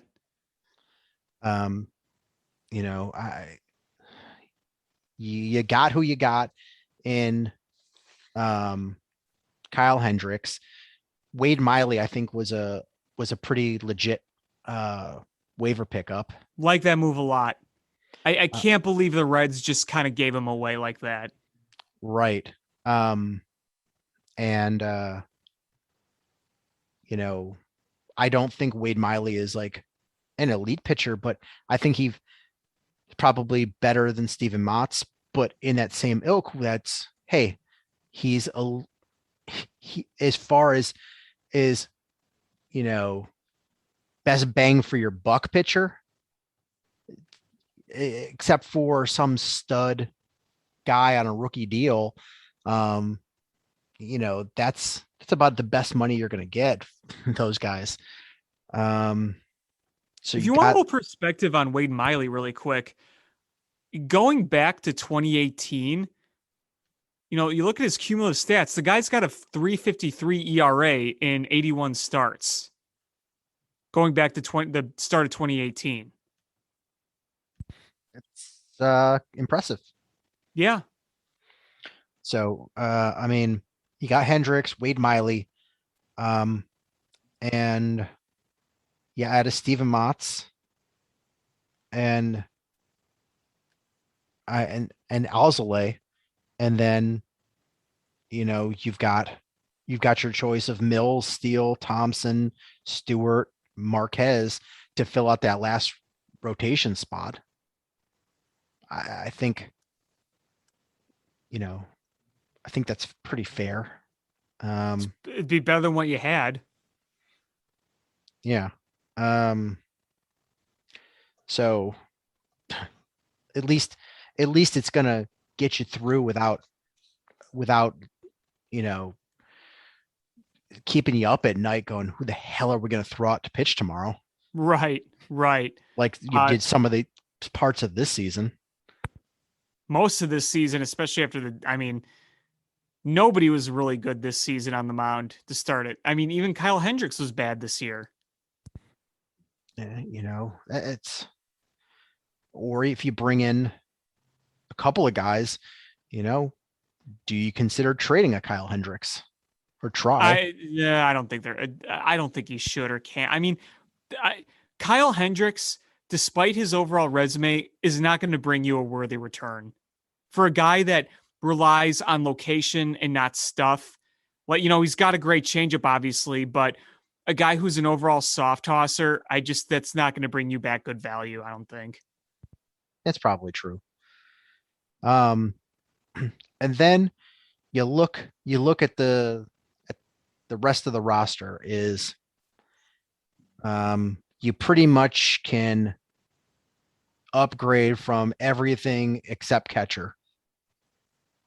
Yeah, and you know what?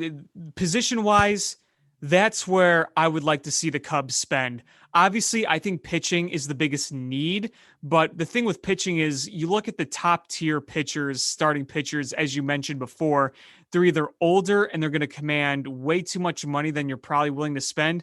Not saying that I don't want them to have a spending limit, but I'm just trying to be realistic here. You're not going to pay Max Scherzer. You're not going to pay King Kershaw. You're not going to get risky older 40-year-old guys like Zach Greinke or Justin Verlander. But position-wise, there are plenty of guys I think that are out there that you can spend a pretty penny on and should spend a pretty penny on.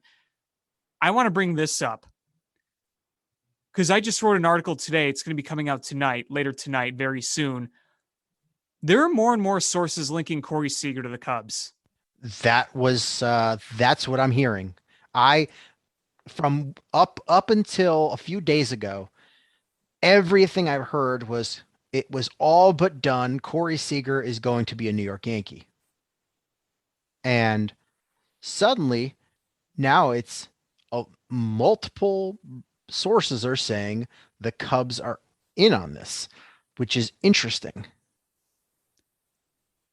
Because this shortstop market is very robust. Mm-hmm. Javi Baez, Trevor Story, Corey Seager, Carlos Correa. Are there enough big money suitors to pay all these people the big money that they're expecting if it was only been one or two guys? Somebody's going to not get the money that they expect, number one. And number two is a team that's trying to be a little aggressive, but frugal aggressive. Do they wait it out and say, well, how much difference in on-field production am I going to get between a Carlos Correa and a Corey Seager and a Trevor Story and maybe a Javi Baez versus how much do I want to spend? Like if I jump out and spend a 10-year, $300 million contract for Carlos Correa. But if I would have waited, I could have got a 5-year, 25 per year for Trevor Story. Well, it's interesting you bring that up because I did read a report, I believe it was from Passan, where he says very well guys like Corey Seager could sign before the CBA is up. So there might be that incentive for a team like the Cubs, if they're really in on him, to jump on that, just so they don't lose him to somebody else. And I think if I rank what I think the shortstops are going to get money-wise, not necessarily years-wise, but, maybe just money-wise and years-wise, whatever. Well, I think, sorry, not to interrupt you, but I think with Correa and Seager, I think they're young enough where the year sort of has to be worried about. Some of the other positions, you probably worry less about the years and just the average value. But I think those guys are young enough where you worry about, do they end up getting those Manny Machado type 10, 12, 13-year deals. Yeah, and I mean, I think Carlos Correa is going to get a massive deal. I think that's all but set in stone. Wouldn't you agree? History points to that.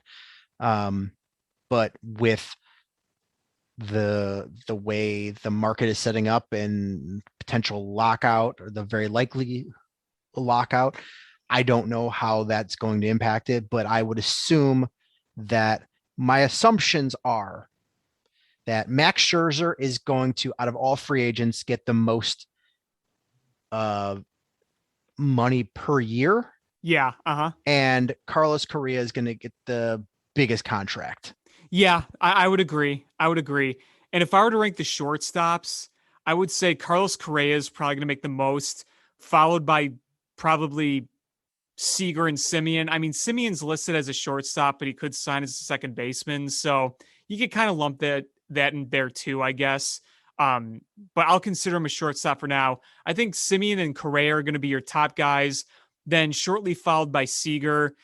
And I think Baez and Story are going to be the ones that might not, if there are candidates to not get as much as maybe they'd hoped, I think Story and Baez are going to be those guys. Baez, for obvious reasons, as many great things as he does, he's got the massive holes in his swing. And with Trevor Story, outside of Coors Field, I like Story, but he's probably the one guy I wouldn't want to see the Cubs shell out for. I personally, I would love to go after Corey Seager. And I get there's injury history and there's worry about that. But I'm going to say this too, and I say this in my article that's going to be coming out soon. His injuries, his last one especially, did not impact his performance. Like, if you look at his numbers, they're consistently good. You see guys who go through a lot of injuries and their performance suffers greatly. He's rebounded from these injuries and still put up really good productive numbers. I mean, this year, he batted like .355 after he came back from a hand injury, and that hand injury was getting hit by a pitch. That wasn't re-aggravating some damaged part of his body.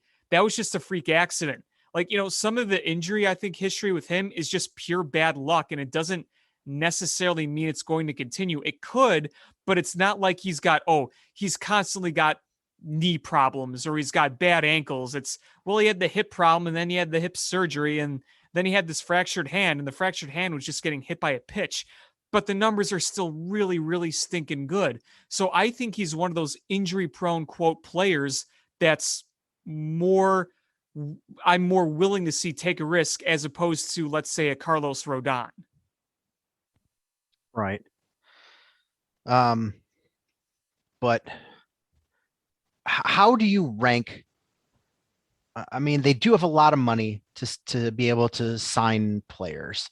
Mm-hmm. And I'm guessing we won't see too much more spent on the rotation. So that leaves a lot of room for the position players. How do you rank? What do you think is the number one place that they need to upgrade, what position? Outside of starting pitcher? Yes. And as far as the position players, what is the number one position you think that they need to upgrade? I mean, I think shortstop's a big one. We've mentioned Nico Horner, but I'm not sure I'm ready to declare Nico Horner to be the everyday starting shortstop of the future. I still want him to be part of the team. I'm just not sure he's going to be the everyday shortstop. So I think shortstop is a big hole. I think they need another outfield bat. And that is where I say, this is my opinion, I think you do what you can to bring Nick Castellanos back. I think you got to do everything you can to bring him back. Because if you get him, if you put him in the outfield, your outfield production automatically gets so much better. You're right. And it's funny because, I've said it before as like, with Nick Madrigal is going to be your everyday second baseman. And what do you do with Nico Horner? Because you're linking the Cubs to shortstops. From what I hear is that we'll leave Nico Horner to be a ultra utility guy, playing the and I corner, wouldn't mind that, playing, any of the infield positions, playing the corner outfield spots. And maybe that works out for him. Yeah. I think him being a super utility guy, your next Ben Zobrist, so to speak, I kind of like that idea. Maybe you train him to play some more outfield too. I mean, you could plug him in different places. He can play 5 different positions. Right. Or let's say you got Seager and you say, all right, Corey, we want you over at third base. We're going to work you over at third base. Nico, you're going to be over at shortstop. That's a possibility too, because, I think, again, this is complete guesswork, but I'm going to guess that Nico Horner is going to have a much better season next year than Patrick Wisdom. Yeah, I do too. And I think we've seen a lot of promise from Nico Horner. A lot of he is able to hit the ball hard from foul pole to foul pole. He might not have the power, but he can really scold the ball, line drives from foul pole to foul pole. Really impressive stuff. It just sucks that he's had so many injury issues, and you hope that he could be much healthier in 2022. Right. First base, honestly, I think you sort of have to ride Frank Schwindel. I think in 2022, that could very well be the plan. And, maybe he does keep hitting. Yeah, I'm not necessarily counting on it, but maybe he does. Because you saw a lot less flukiness from him than, say, Patrick Wisdom last year. No disrespect to Patrick Wisdom. Right. And, with Schwindel, here's my thinking on it. One is he looked good. And it's unfair to him to take away his spot without a fighting chance. Number Agreed. one. Number two is, what other options do you have? You could bring Anthony Rizzo back. I don't know. Which I doubt more day by the day that's going to happen. Yeah, I'm not seeing that. Freddie Freeman, and I do not see him leaving Atlanta. No, he's not leaving Atlanta. And Brandon Belt. Yeah. And I just, honestly, it's like, all right, well, you know what? It's, you're probably going to have to bring in somebody that's a hitter, that's not a good fielding outfielder per se, to potentially be a designated hitter, and work them in with first base, DH, outfield kind of thing. And that be if Schwindel gets hurt or goes into a slump. But honestly, I think you've got to give Schwindel at least the crack to see what he can do. Well, don't forget this too. They have that prospect Alfonso Rivas as well. So maybe you end up doing kind of a platoon at first with Rivas and Schwindel. That's a possibility, but you got to give Schwindel the opportunity, I think. Oh, yeah. I mean, he would be your regular guy more time than not. And Alfonso Rivas, I think, can play multiple positions, but I think you have an opportunity there to do a little bit of platooning if you want to in-house, at least for 2022. Madrigal, you're sort of married to him at second at this point. Yeah, he's your second baseman. As long as he's healthy, he's your second baseman. Third base, I mean, unless if you bring Corey Seager in and you move him to third, which I don't know if you do, but your options at third are Patrick Wisdom or Eduardo Escobar, Chris Taylor, and Chris Bryant. And I don't think Bryant's coming back. I don't think. Frankly, in my opinion, I think we can, unless they surprise us, I'm going to say it right now, and I could very well be wrong, but I think we can close the book on a reunion with any of those guys. I think we're past that point. I would say so too, even though the rumors coming out that the Giants have no interest in bringing him back. I could see the Mets going hard at him. Possibly. At least the fact that I thought he would probably go back to the Giants, but the fact that they don't want him does go, well, that at least, I guess, opens the door. Yeah, I just don't think they're going to pay what he wants. I don't think so either. And he's apparently Sean Connery now, according to Scott Boras. Did you hear that? No. Listen to Scott Boras's really weird press conference from the other day. Just listen to it. You and everyone listening to this, listen to it. Anyway, continue. Also with Patrick Wisdom is the David Bodie surgery. He's not going to be healthy to start the season. No. So, you lose that. You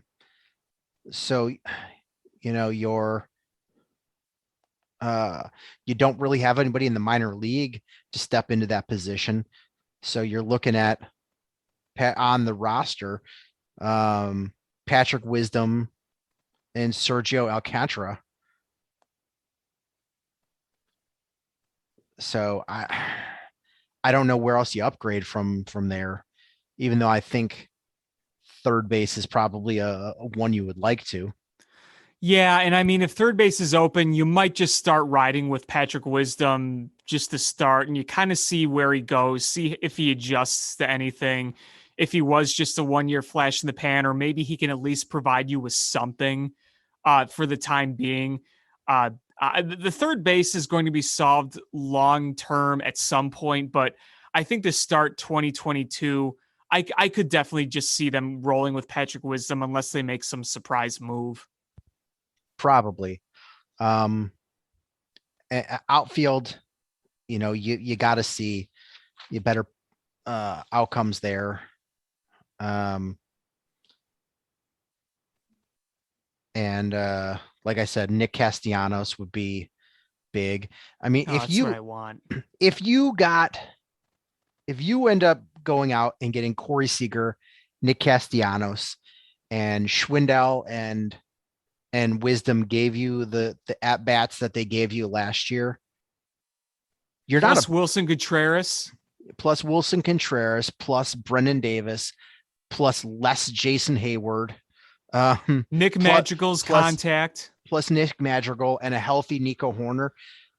You're not a terrible team. No, you are not. No, you are not. I mean, you're not an elite team, but you're not terrible. You're certainly better than you were last year. Right. And so, but then you also need to prep for a potential designated hitter.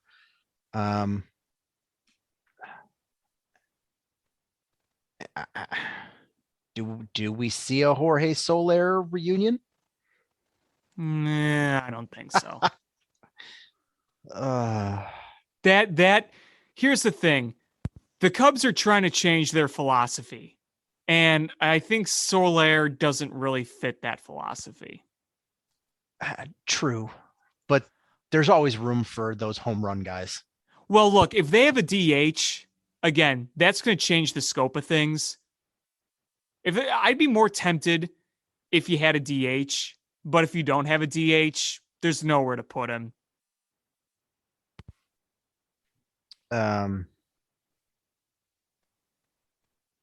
Yeah,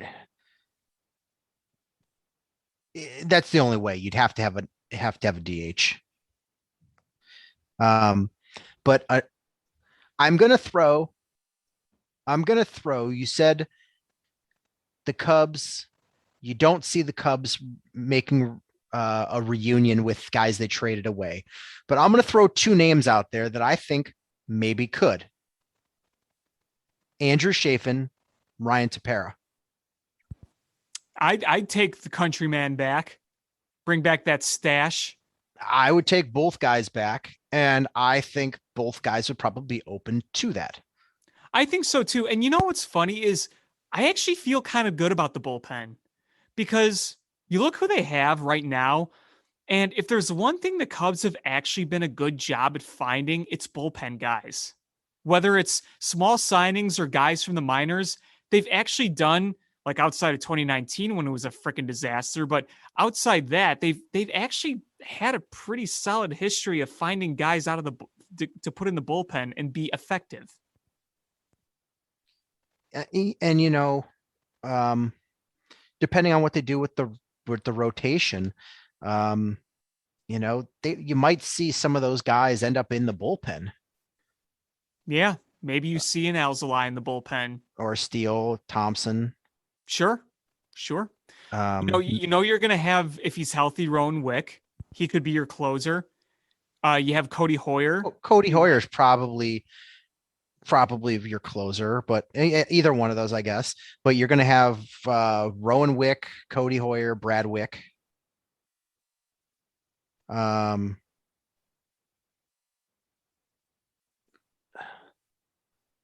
You'll have,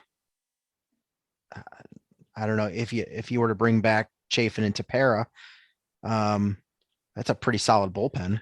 And, maybe you give Manny Rodriguez another chance because, he's got some pretty good stuff, but, he doesn't have much of a sample size, and you saw him get hit hard on a number of occasions, but, maybe you work with him, you give him a chance in spring training, and, there might still be a chance you have something in him.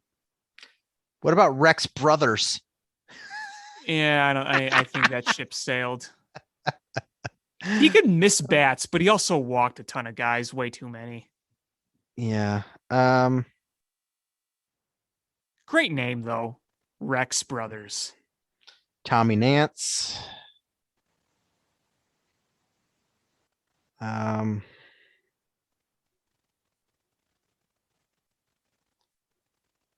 Well, if we see Braylon Marquez finally, which wouldn't be right away, obviously, probably wouldn't be towards the end of the season, but I feel like when they finally do bring Braylon Marquez up, like that one time, the end of the season, 2020, it's probably be out of the bullpen. Probably. I think that makes sense. Mm-hmm.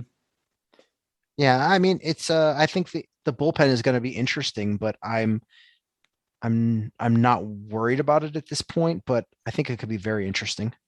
I think so too.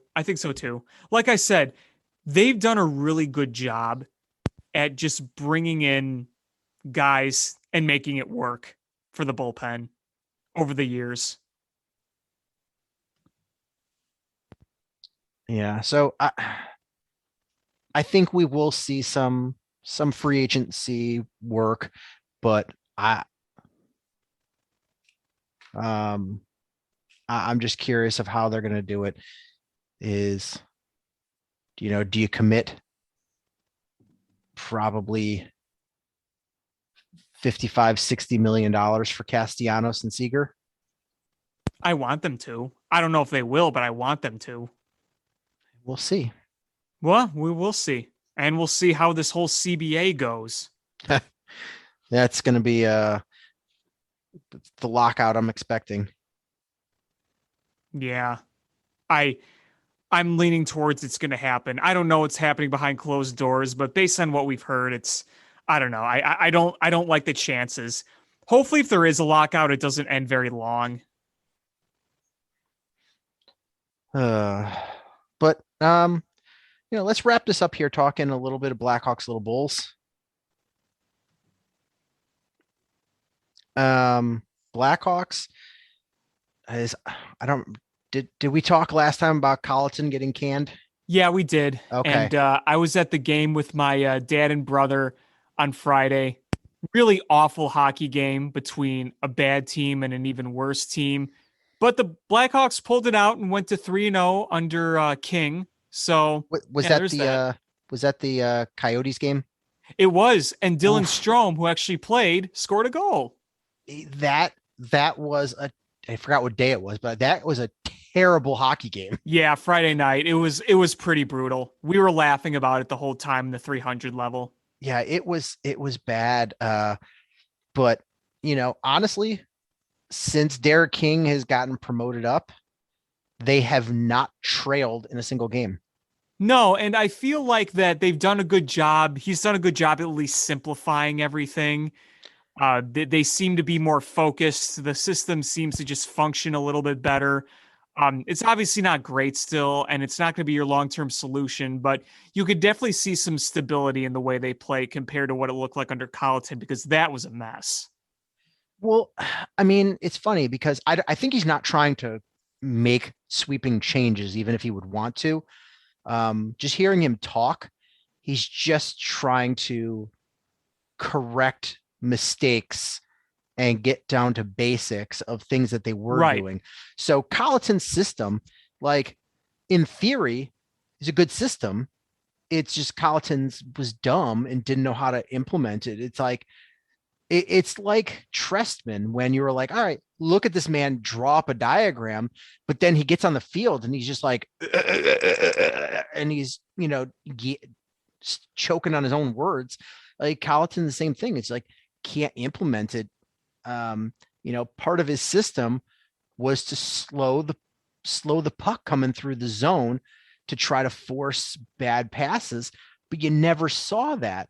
And you get Derek King come in and go, well, I'm not going to change the system we're working on.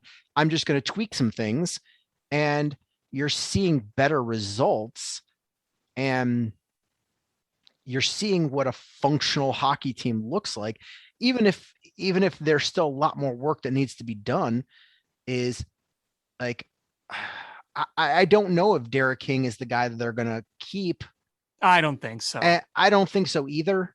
But I appreciate the fact that he's come in there and he's a breath of fresh air that we haven't had in a long time, because Joe Quenneville was a very good coach, but like he looked like he always just wanted to bite your face off if you try to talk to him.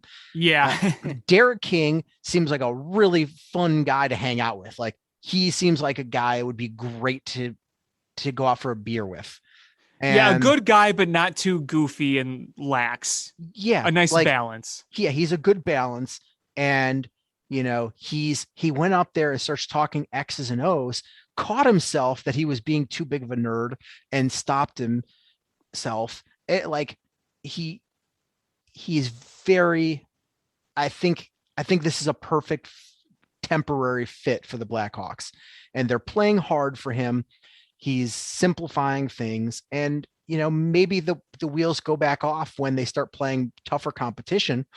Excuse me, but for the time being, you're like, well, this is clearly a huge step up over Jeremy Colleton. Absolutely. I mean, hey, they beat the Preds and the Penguins, so there's that. Now King will get his first test going on the road. They go to Seattle for the first time ever. Yeah, was it Wednesday? Wednesday, yeah. Yeah, that's going to be a fun game. I just don't want to wait up till 4 a.m. watching that game. But it's West Coast. It'll be nice to to watch them play the Kraken for the first time. Hopefully Kirby Doc still has a face by then.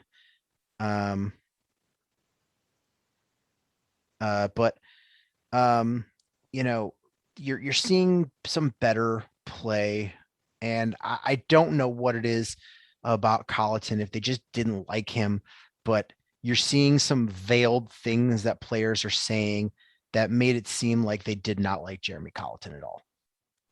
Yeah, I mean, it is what it is, I guess. I mean, Dylan Strome, definitely. Dylan Strome, was probably the most blatant of it. Well, yeah, I mean, which is no surprise. Yeah, I mean,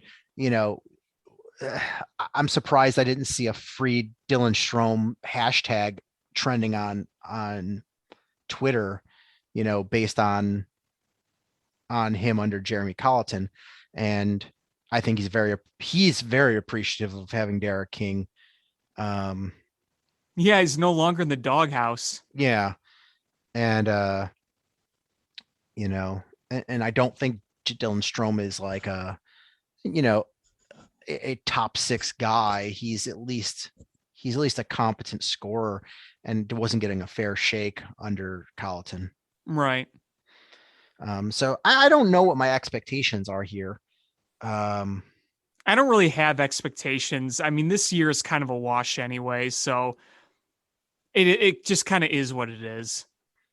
I mean, it would be nice to see them go on a run like the Blues went from a couple of years ago, where, on December 31st, they were the worst team in hockey, and then they won the Stanley Cup. Yeah, I don't expect that. I don't either, but I'm saying I hope we could dream. I could dream, and I hope at least it's on that spectrum, at least, where they're like, oh, hey, they were a shitty team, and then they really turned it around and made some noise. It would be nice for them to at least make the playoffs and be competitive in the playoffs. Yeah, for sure. Yeah, and Patrick Mahomes, 250 yards and 3 touchdowns. ESPN is saying I have a 92% chance of winning this one. You bastard.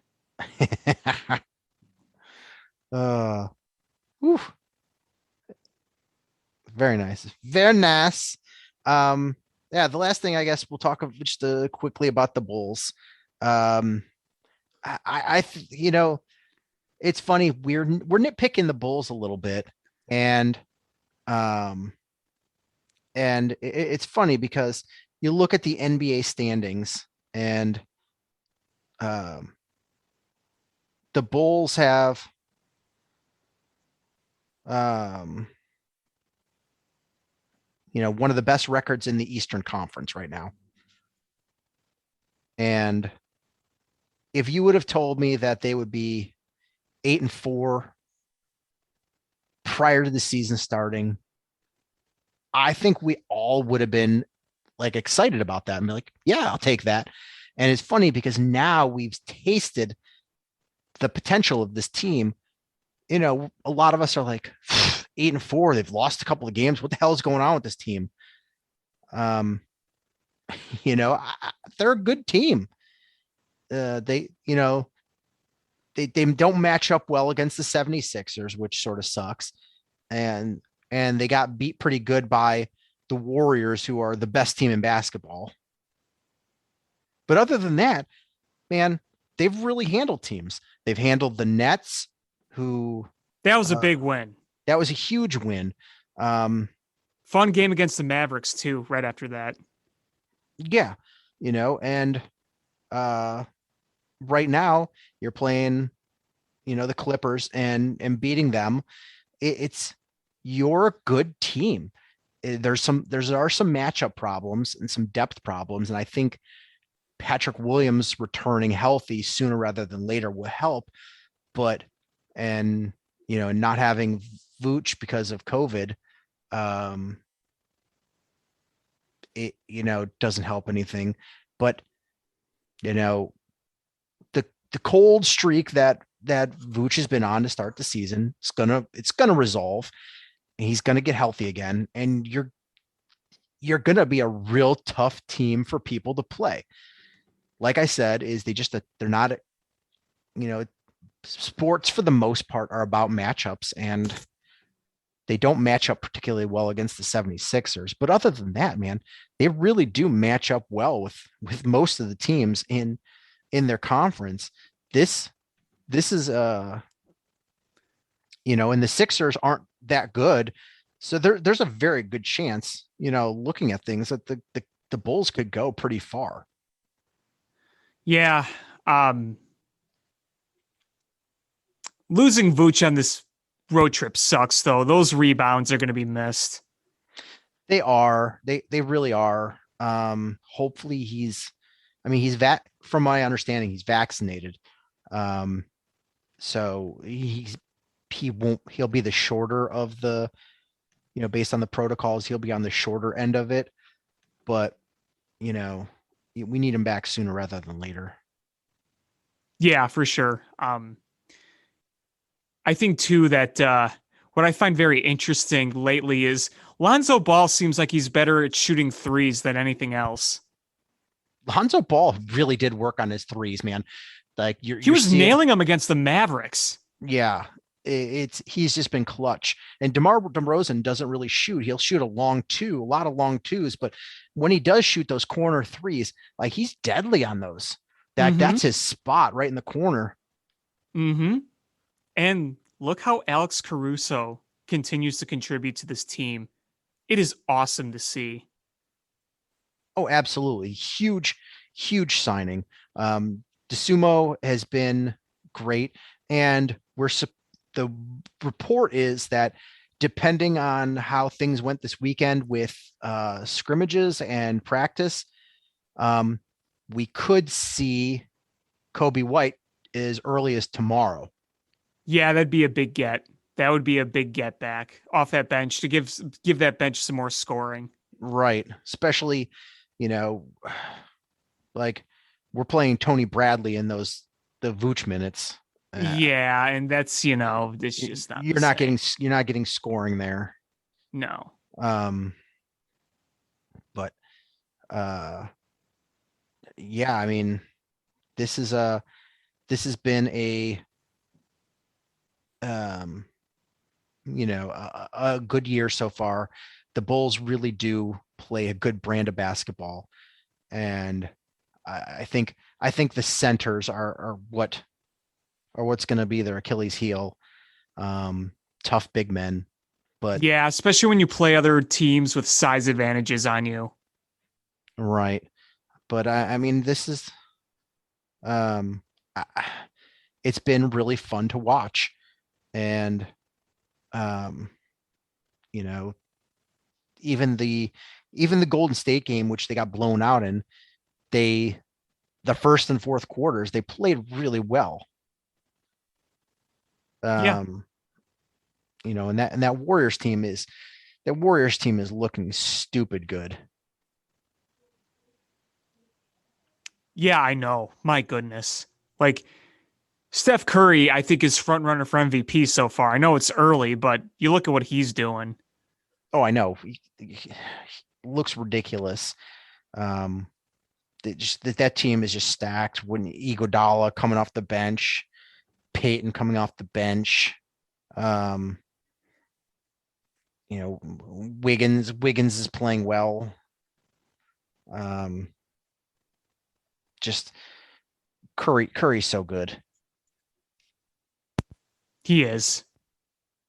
Yeah, but I mean, honestly, I'm, watching Bulls this year has been a breath of fresh air. They really, I knew they would be a much better team than they were, but I didn't think I expected to see how good they are. And it's great to just watch or look on Twitter and see Red Fred just be giddy and so excited to watch the Bulls. Yes, love it. Fred is great. So just watching him just be so excited, nobody's going to deter him from being an excited nerd about the Bulls this season. This fan base has been just dying for this. It's such a big fan base. They're so important to the team. Oh boy. We needed this for the Bulls. We really did. Yeah, I'm just rooting for, Patrick Williams to be able to return sooner rather than later. So like I said, is that that range on the injury is a pretty sizable range. So on the early end, they were talking about all-star breakish, which is a huge, huge difference than, coming back at the end of the season. Yeah, for sure. Yeah, but, just, being thin on this roster is they got to stay healthy. They can't, they can't afford to lose any of their starters anymore. Yeah, agreed.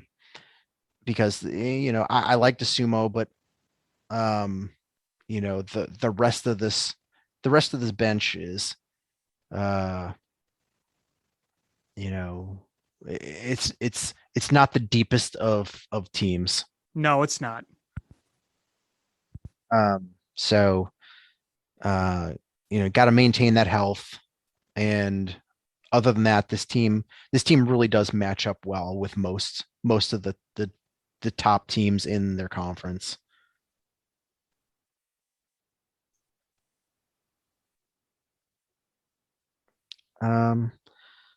Anything else you want to add? No, I think I've said my piece tonight. All right. Well, that's going to do it for this episode of Bill Swerski Sports Talk Chicago. I want to thank everybody so much for listening. Please hit subscribe however you listen to podcasts, whether it's iTunes, Stitcher, YouTube, Google Play, Spotify, etc. Share this podcast with your friends. That's how we grow the show. Follow us on social media at Swerski Sports, Facebook.com/Swerski Sports, SwerskiSports.com, AlexanderJPatCreative.com for all of Alex's writings and his all of his expertise. And again, thank you guys so much for listening. And until next time, bear down. Cubs win! What a lucky break! The good Lord wants the Cubs to win! We thank Ditka and God for all they have provided. Cubs win! Cubs win! Cubs win! Oh, I don't want her. You can have her. She's a Packer fan. She can't fit in my van. And she looks like Remember, New Yorkers, smoking crack is not legal on planes. Bears 31 to -7. the Bears. Oh, when the Bears go bearing down